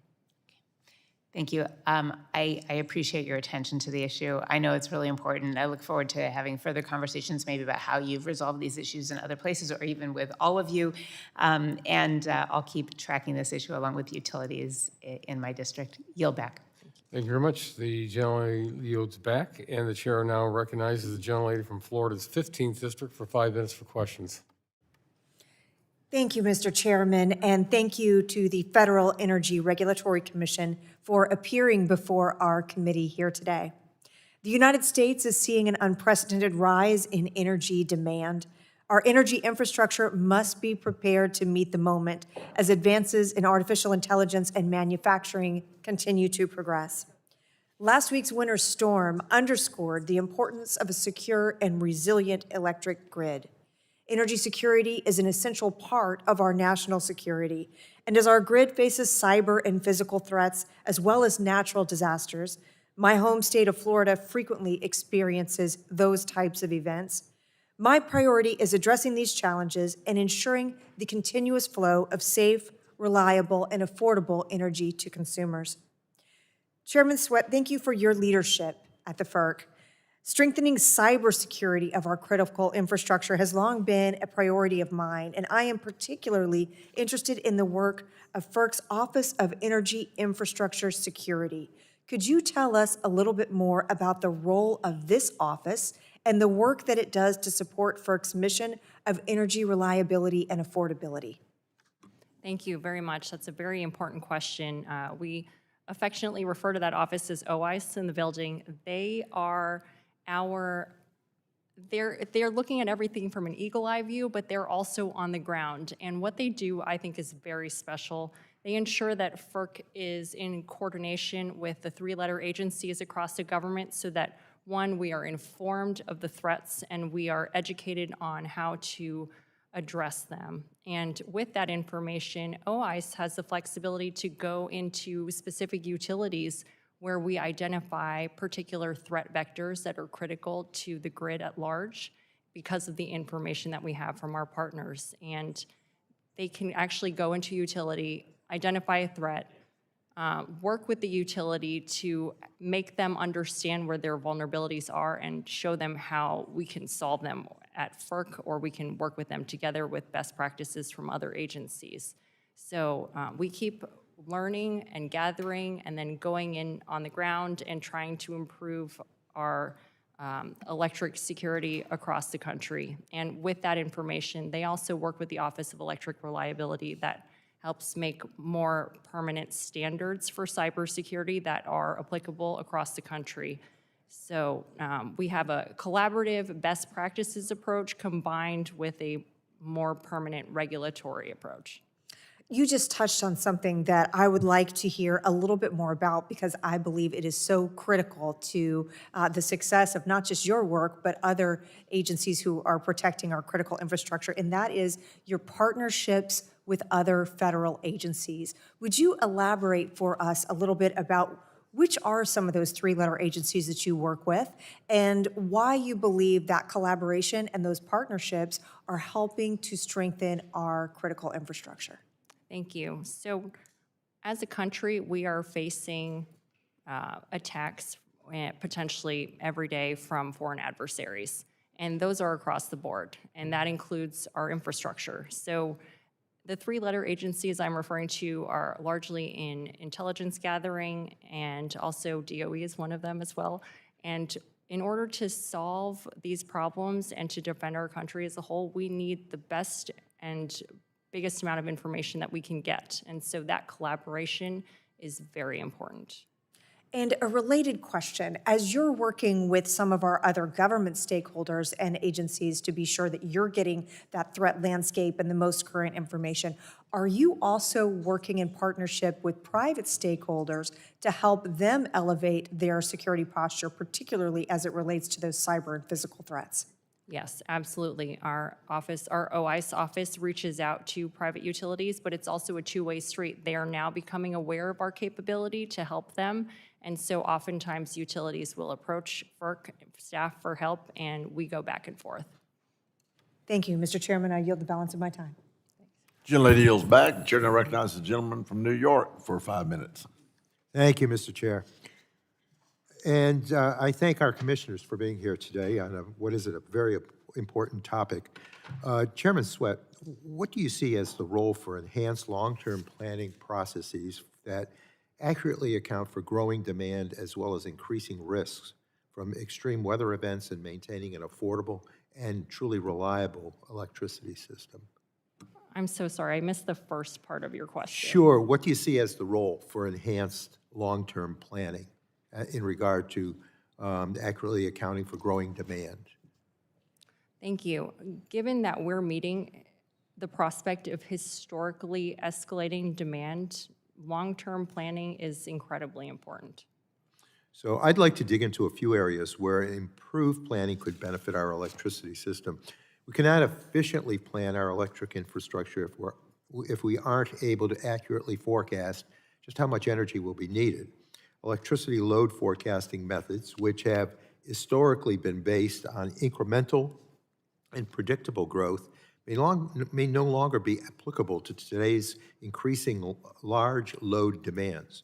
We need accurate forecasts to ensure that infrastructure is built at the right scale and speed to meet future demand, while also protecting against overbuilding infrastructure and causing unnecessarily higher electricity prices. So, Commissioner Rossner, in September, while serving as acting chair, you asked the regional grid operators about their methods for forecasting large loads.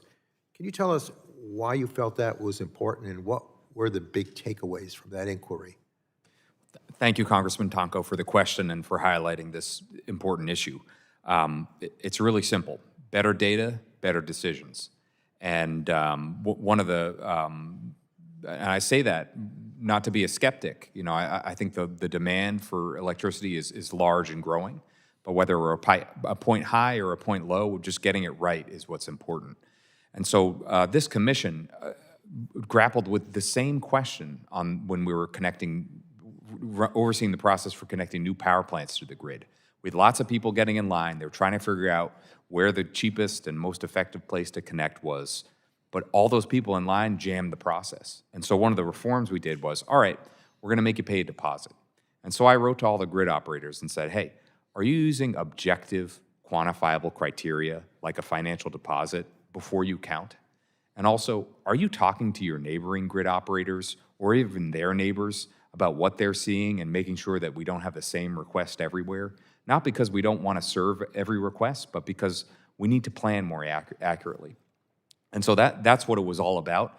And I've begun to see some results. PJM recently revised its load forecast based in part on using more objective, quantifiable criteria like deposits and facilities agreements and the like.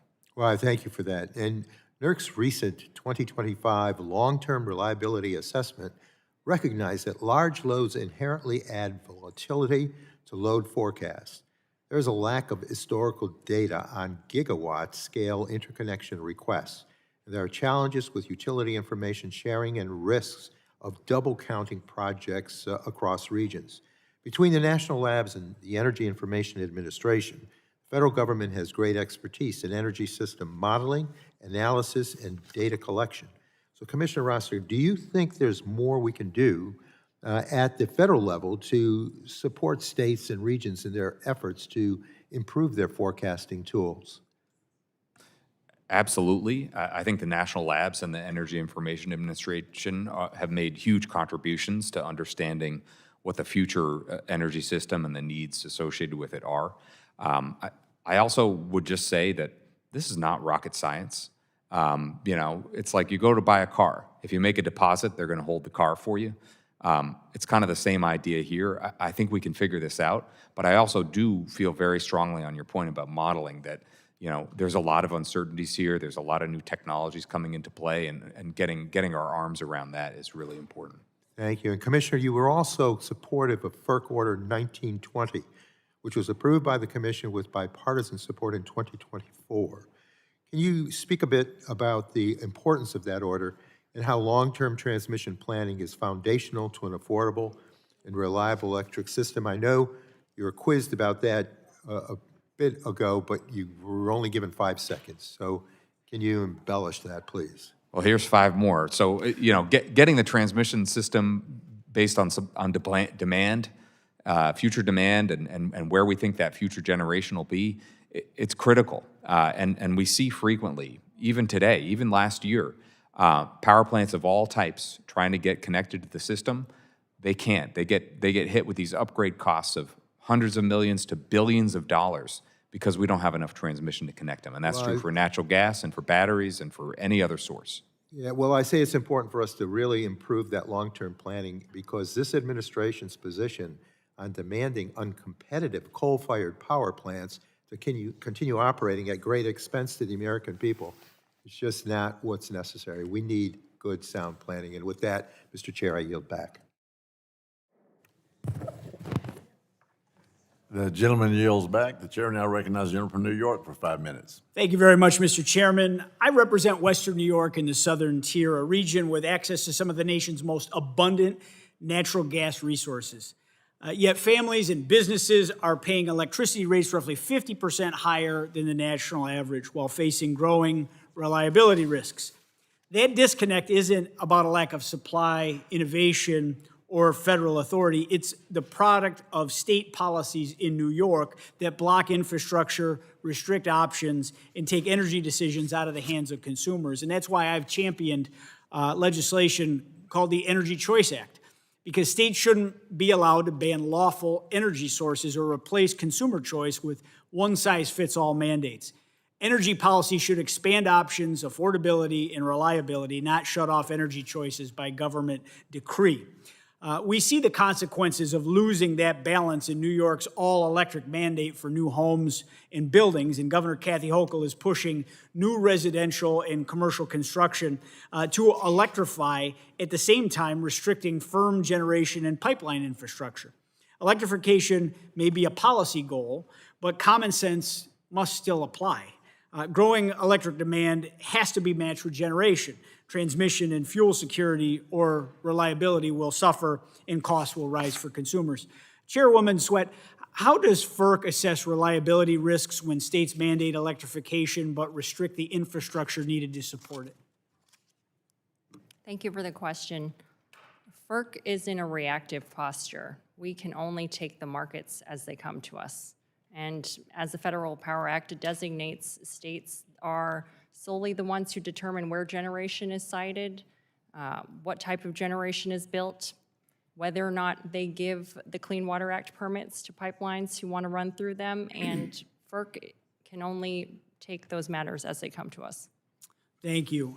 We don't have to speculate what happens when policy gets ahead of reliability. We've seen it.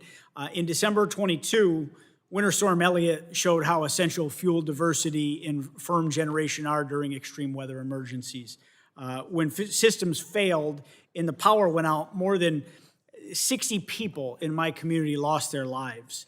It was a stark reminder that reliability is not an abstract concept, it's a matter of public safety.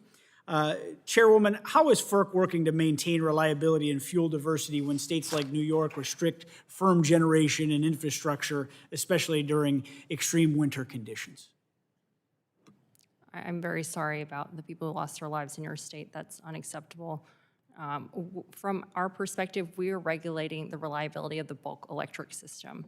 So we do everything we can within our jurisdiction to monitor the grid and do whatever we can to reach out to the utilities if they're in crisis. And so within our jurisdiction, which unfortunately does not extend to the distribution system and the retail system in states, we do everything that we possibly can.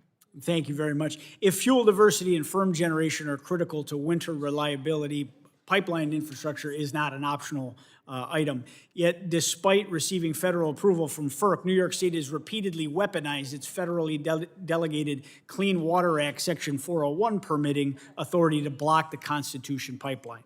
Now, just last week, the New York State Department of Environmental Conservation again denied key permits and reaffirmed its opposition to the Constitution pipeline, signaling that even projects that clear the federal review process can effectively be killed at the state level. And that is just not policy disagreement. It undermines the certainty that federal approvals are supposed to provide, especially for infrastructure that would deliver firm fuel into regions with sustained winter demand. Commissioner C., generally speaking, how does the pipeline bottleneck in the Northeast impact the energy reliability and affordability in the region? Congressman, I think it's really telling that you started with some of the stressors we've seen from recent winter storms, because we've increasingly had a gas and electric system that were built separately, but they are so interdependent. Upwards of 40% of the electricity sector is powered by natural gas, so that makes that incredibly important. We can't get molecules where they need to go without increased capacity. So in matters like the one you're talking about, that's an open filing in front of us. I know I'm committed to look very closely at the record and to make sure that we can do everything within our jurisdiction to move forward needed infrastructure when it meets the statutory mandate of promoting plentiful natural gas supplies in the public interest. Thank you very much. Reliability isn't ideological. Bad policy raises costs and increased risks. Energy policy should prioritize affordability and reliability and not government mandates that undermine the systems that people depend on. And with that, Mr. Chairman, I'm out of time and I will yield back. Well, thank you very much. The gentleman yields back, and if we could, we'll just stand at ease for a couple of minutes till other members come back in from the vote. So, thank you.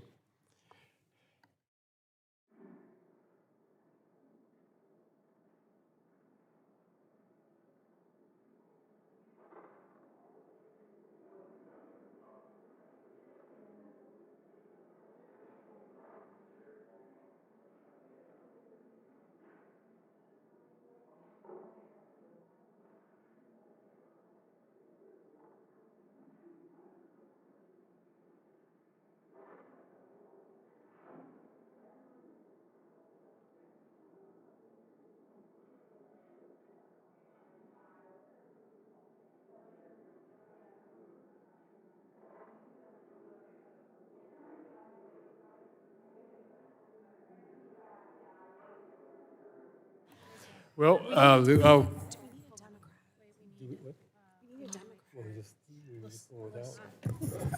Oh, wait, let's start.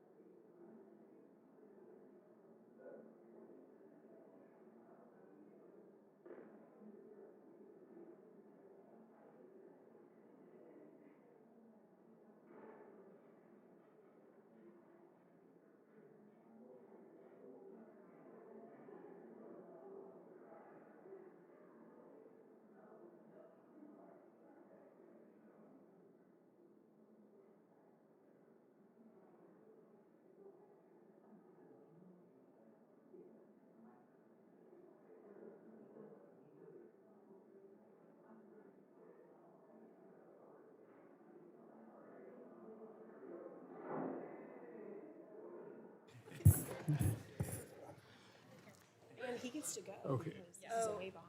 Yeah. They're both wave-ons. Oh, he's a wave on.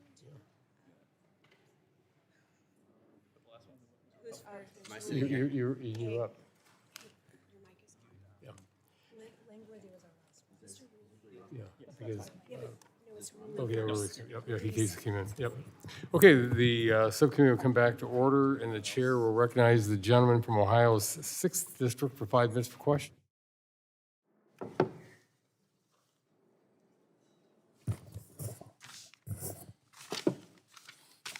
Thank you, Chairman. Federal law is clear. States cannot block critical natural gas projects, period. Over the last decade, Democrat governors have continuously violated the Natural Gas Act and put our national security at risk while our communities bear the cost.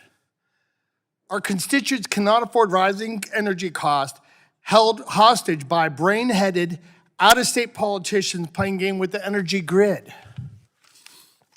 From your perspective, how has state actions impacted natural gas development and grid reliability in the United States? For me personally, in the Ohio 6, we're very rich in the Utica and the Marcellus Shale.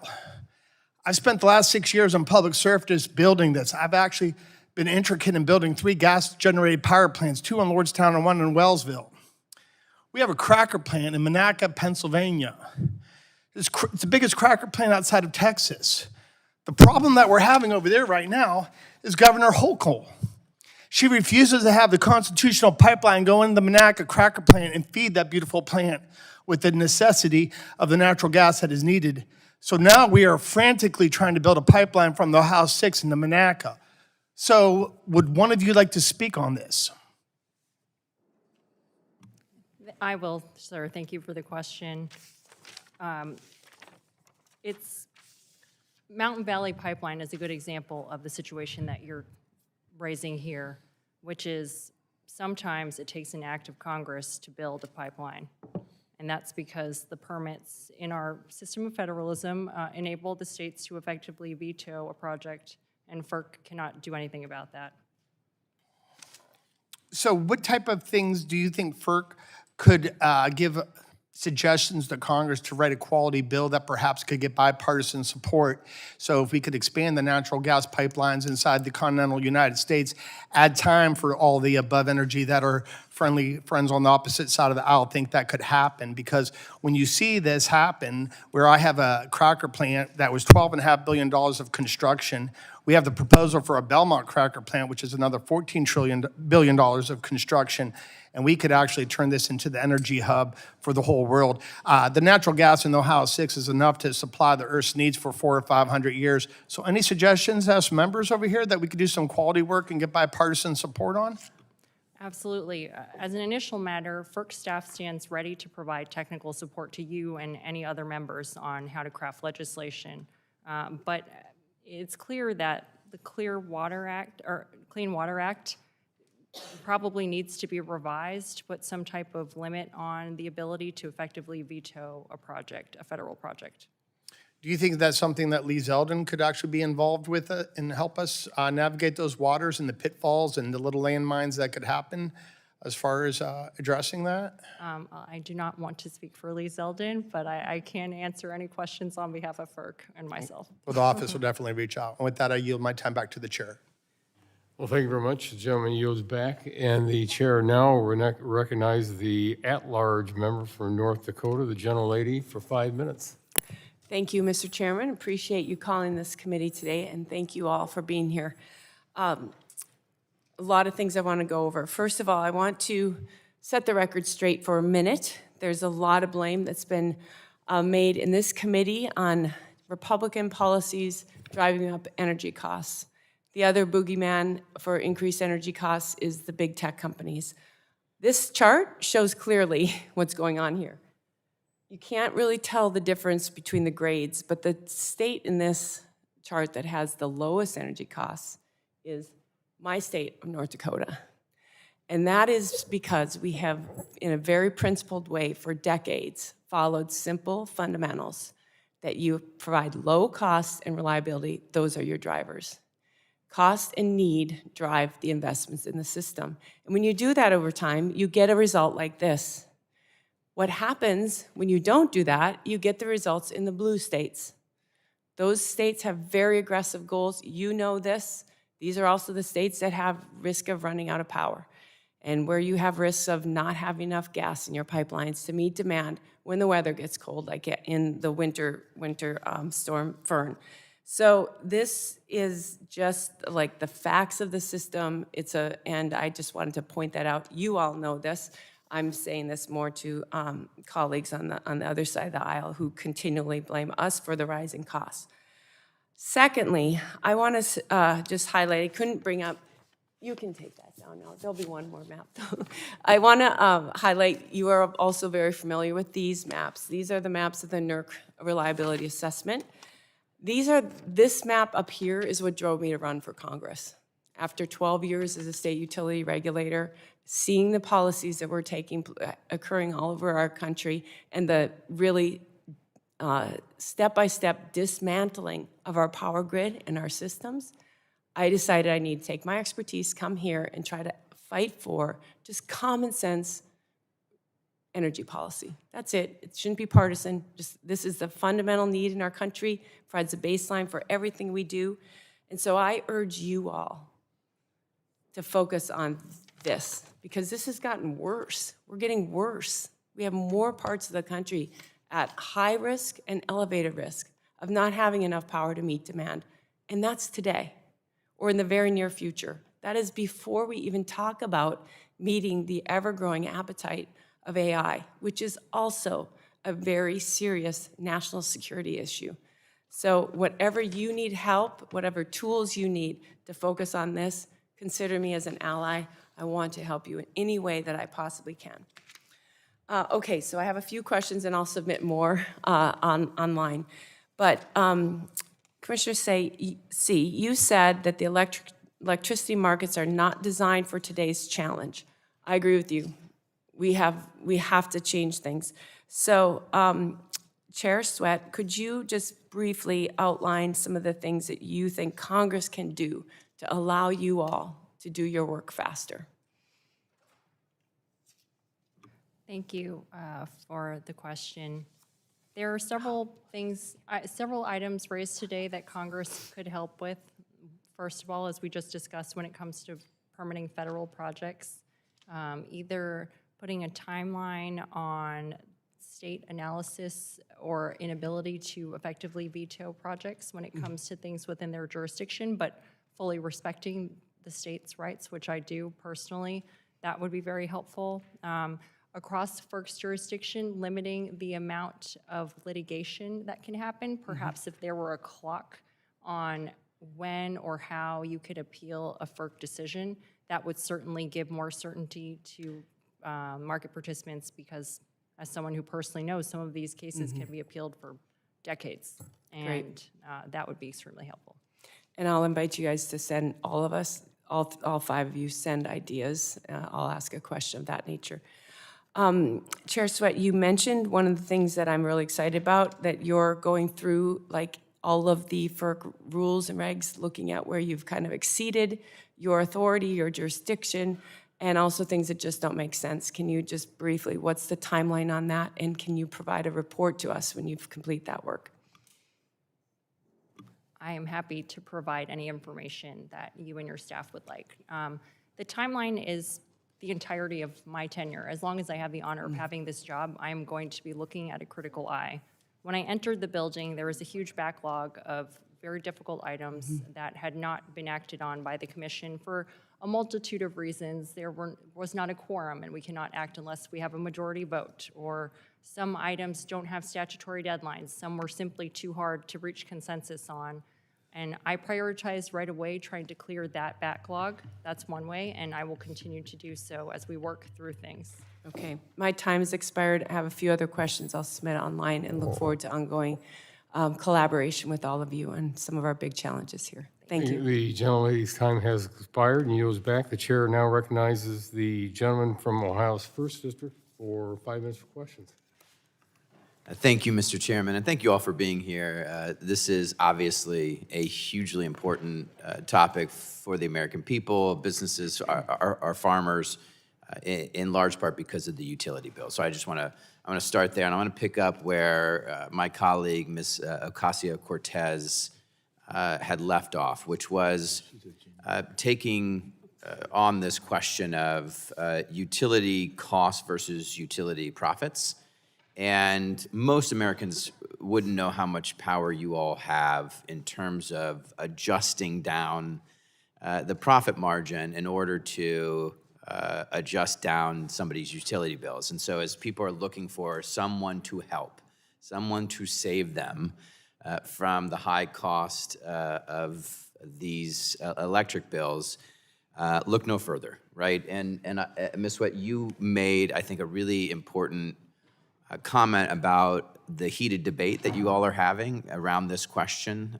And I wanted to ask you, as follow-up, what does that debate look like, and how quickly can the plane get landed so that we can provide real relief for ratepayers? I mean, this seems like something you're passionate about. I'm wondering if I could get you to talk a little bit about this process in a way where people back home will say, oh my gosh, maybe somebody's going to help. Thank you for the question. And to be clear, the heated debate we're having is a contest to see who can save ratepayers more money among my colleagues. So every time we have a docket come before us, every single one of them has raised, well, could we lower this or can we lower that? And this, how is this going to pass through to the consumer?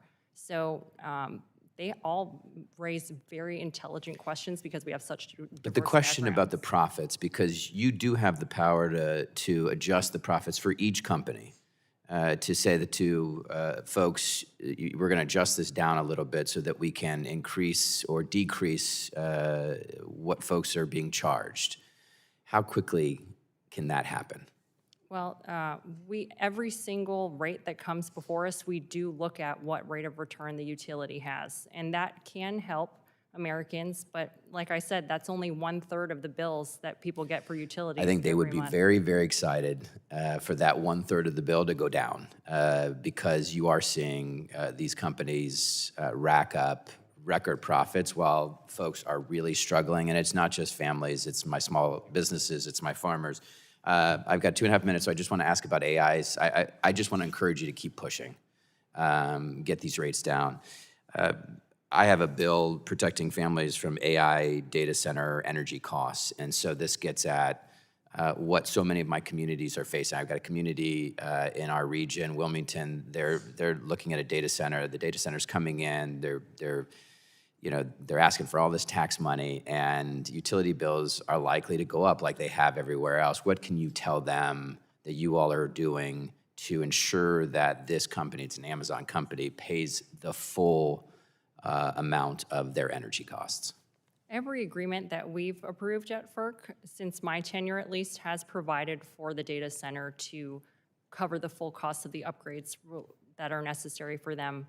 Anecdotally, I meet with data centers also, and many of them across the country are actually willing to subsidize local ratepayer utility bills by providing even more to the system. That is where Congress has to require it, because I do agree that they have the cash to do it. We have to, I think, come together in a bipartisan way to say you have to pay for the entirety of the costs. Otherwise, it's going to end up back on the ratepayers.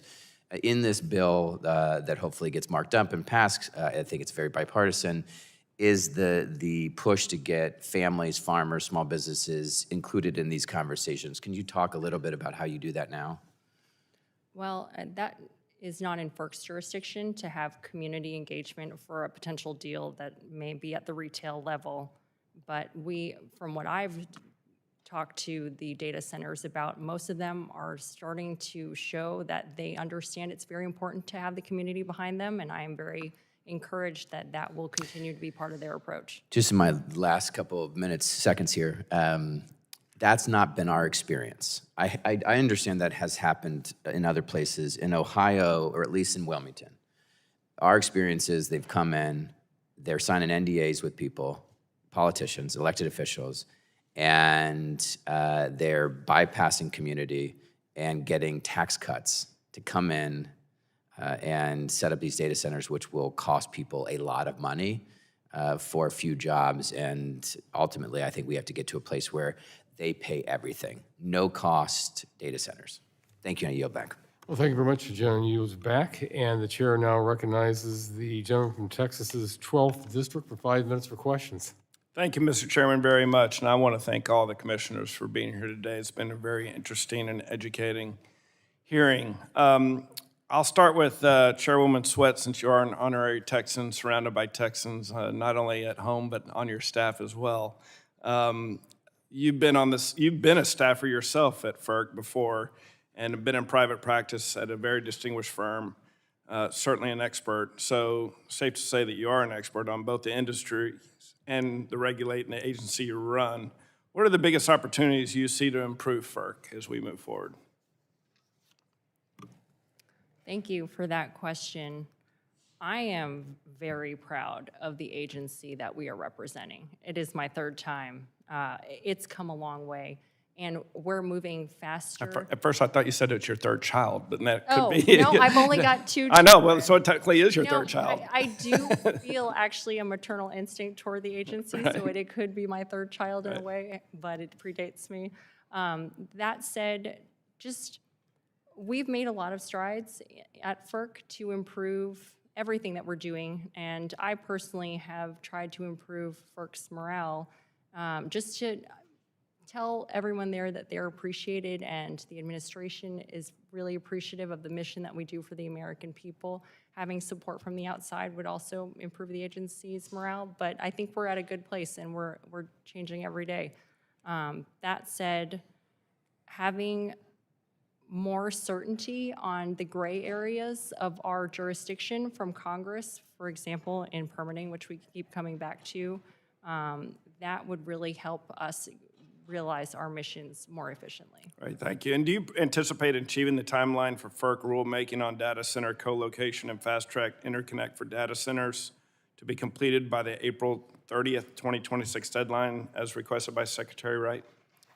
That is a historic problem that takes all of the minds to solve. I am very grateful for the Secretary for making his priorities public and giving us the opportunity to open a docket and collect that information. That said, we've gotten over 300 sets of very substantive comments, and we have to comply with the Administrative Procedure Act, which means FERC staff must analyze and respond to every single comment that we have.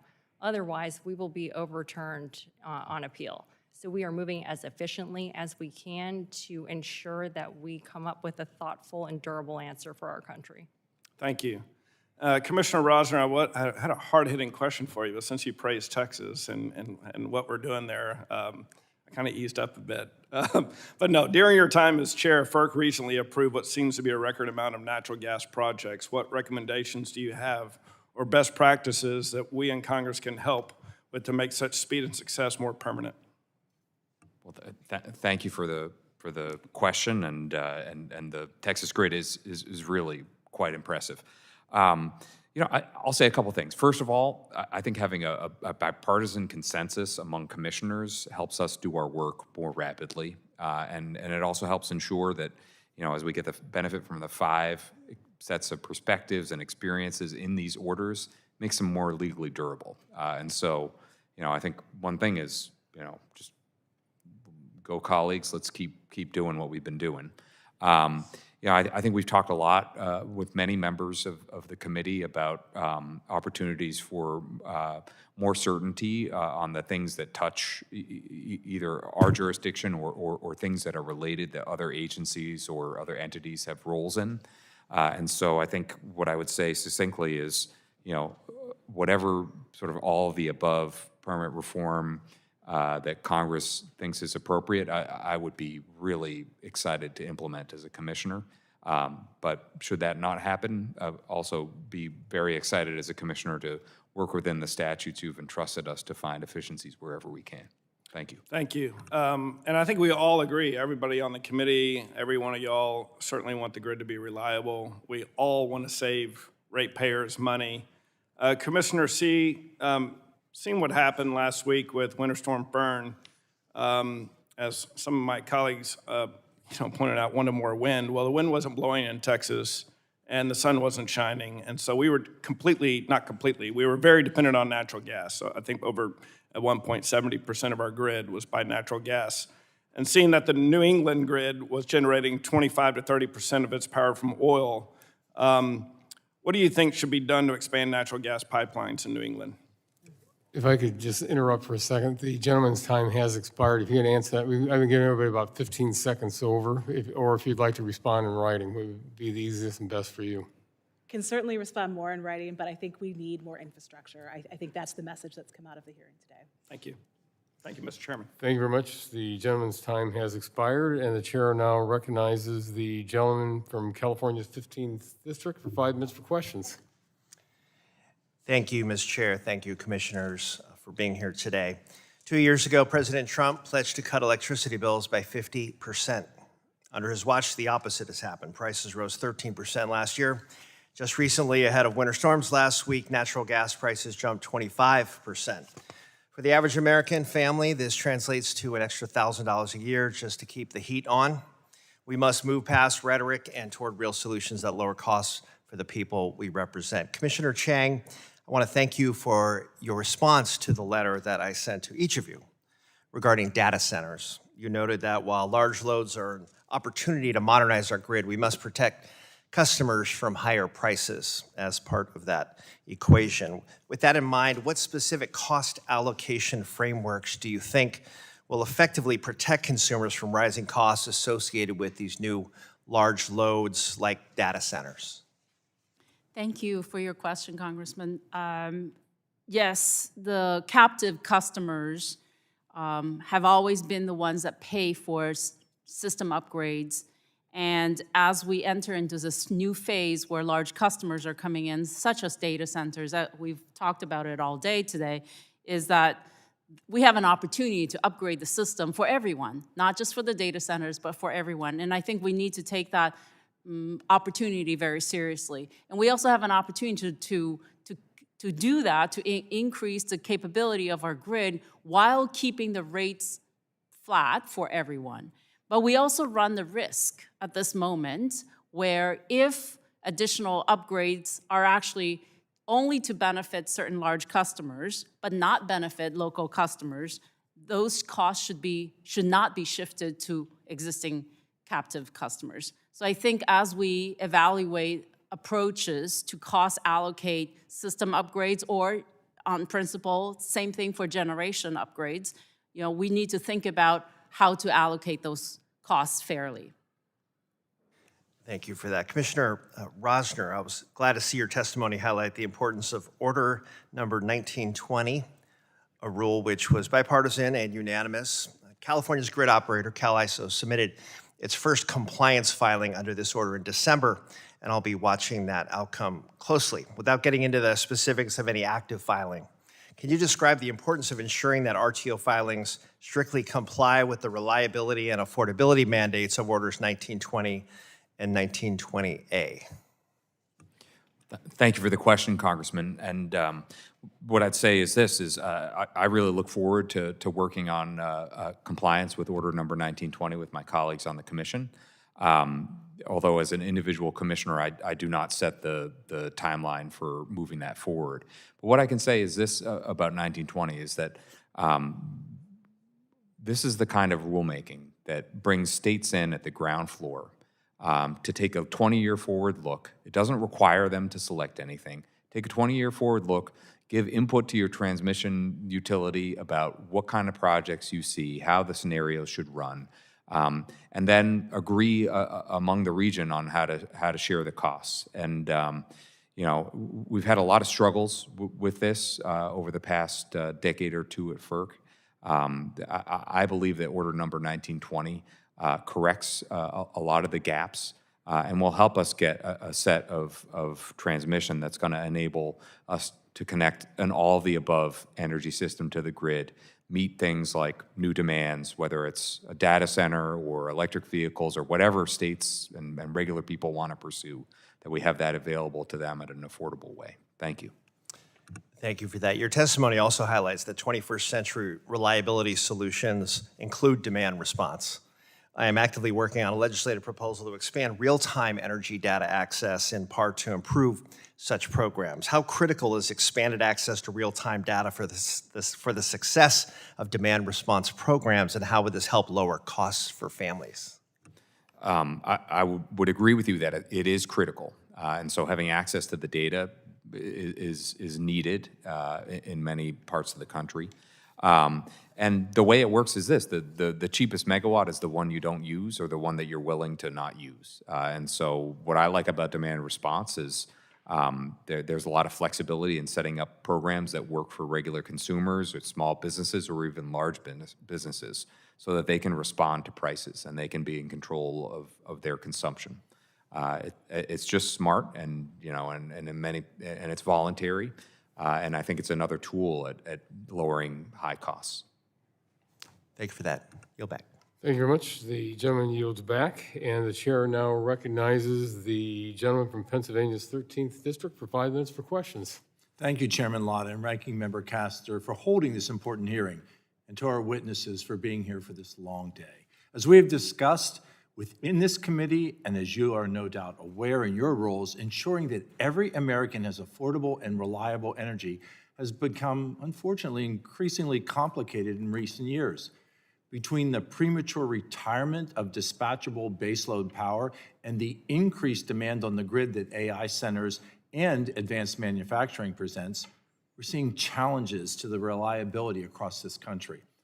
When you consider all these factors and add in extreme weather, like we're experiencing over the past week, this puts even more pressure on the grid. It has become clear to me why the head of the NERC has labeled the current reliability crisis as a 5-alarm fire.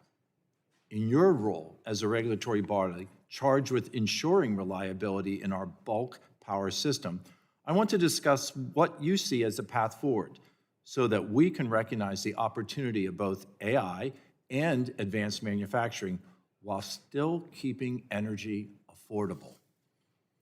In the development of AI, and as U.S. companies work to capture leadership in that role, we have seen many proposed projects which would be incredibly energy intensive. However, many of these projects are in their very early stages, and some will likely never come to fruition. Commissioner Lassert, what role can FERC play in establishing guidelines for when and how energy demand from a new project is considered as part of a load forecast? I think that's a billion-dollar question. I think we got a good start with Order 1920, and I think that's going to require a 20-year look at transmission planning and cost allocation. One of the things we can do better of partnering with our states to encourage generation. I think the generation problem here is a key cog in this wheel, and I think it's a responsibility of the states. And I think one of the things that Congress can do is properly incentivize the energy mix that we've talked so much about here today. You know, natural gas has carried the load through this winter storm. I think natural gas is plentiful, and we are geologically blessed across our country. I think that we need more capacity to drive those natural gas pipelines forward, to put steel in the ground, to power our generators, to power industry, and to come forward with a real modernization of our grid. I think a diverse grid is important, a proper energy mix is important, but baseload power is carrying the day now more than ever here in our country. We need to properly incentivize it. We need to reduce those hurdles that we've put in front of it. We can't play these games that we have in the past as it relates to the blocking and tackling of what we do with energy. So you call it a billion-dollar question, and I agree, but what are the risks and downsides when a load forecast accounts for demand that is unlikely to ever actually materialize, or when the demand arises that a forecast fails to account for? Absolutely. I think, as our colleagues have stated here today, when that load forecast is inaccurate, two things are going to happen. On the downside, if it's too high, the consumers are going to pay the bill. And you see that. I think we need better forecasting, we need better data. I think we have a better consensus on what those load forecasts are going to be so they can properly plan. Without the forecast being accurate, we're always going to miss our mark. We have seen many large load customers, like the new data centers, enter into proactive contracts with either existing or new generation sources to meet those energy demands. This provides predictability both for the grid and for the generator, especially as it relates to agreements between large loads and existing manufacturers. These deals can serve as a signal for generation sources to plan for that long term and make needed upgrades and investments. Chairman Sweat, how can FERC ensure that existing generators are not disadvantaged in entering into long-term deals with large load as compared to load that partners with new generation? Thank you for the question. As Congress has instructed us, we have to do everything in a non-discriminatory manner. So that includes looking at existing generation and new generation in the same way. So if those agreements come before us, then we will consider the merits of all of them and ensure that we have a just and reasonable result. I have one additional question. I respect your time for being here today. I will submit that as a question for review. Again, I thank you for your intellect. I thank you for your thoughtfulness. And I thank you for your leadership in what we, and I come from an energy-rich section of Pennsylvania with great resources of Marcellus Shale. I thank you for recognizing that. And with that, Mr. Chairman, I yield. The gentleman yields back, and seeing no further members wishing to ask questions, first, the subcommittee first would like to thank you all, especially through 2 vote series today. We appreciate your patience, really do. So thank you very much for being with us. Members may have additional written questions for you, and I'll remind members that they have 10 business days to submit additional questions for the record. I ask that all witnesses do their best to submit responses within 10 business days upon receipt of the questions. I ask unanimous consent to insert in the record the documents included on the staff hearing documents list. Without objection, so ordered, and without objection, the subcommittee is adjourned. Thank you.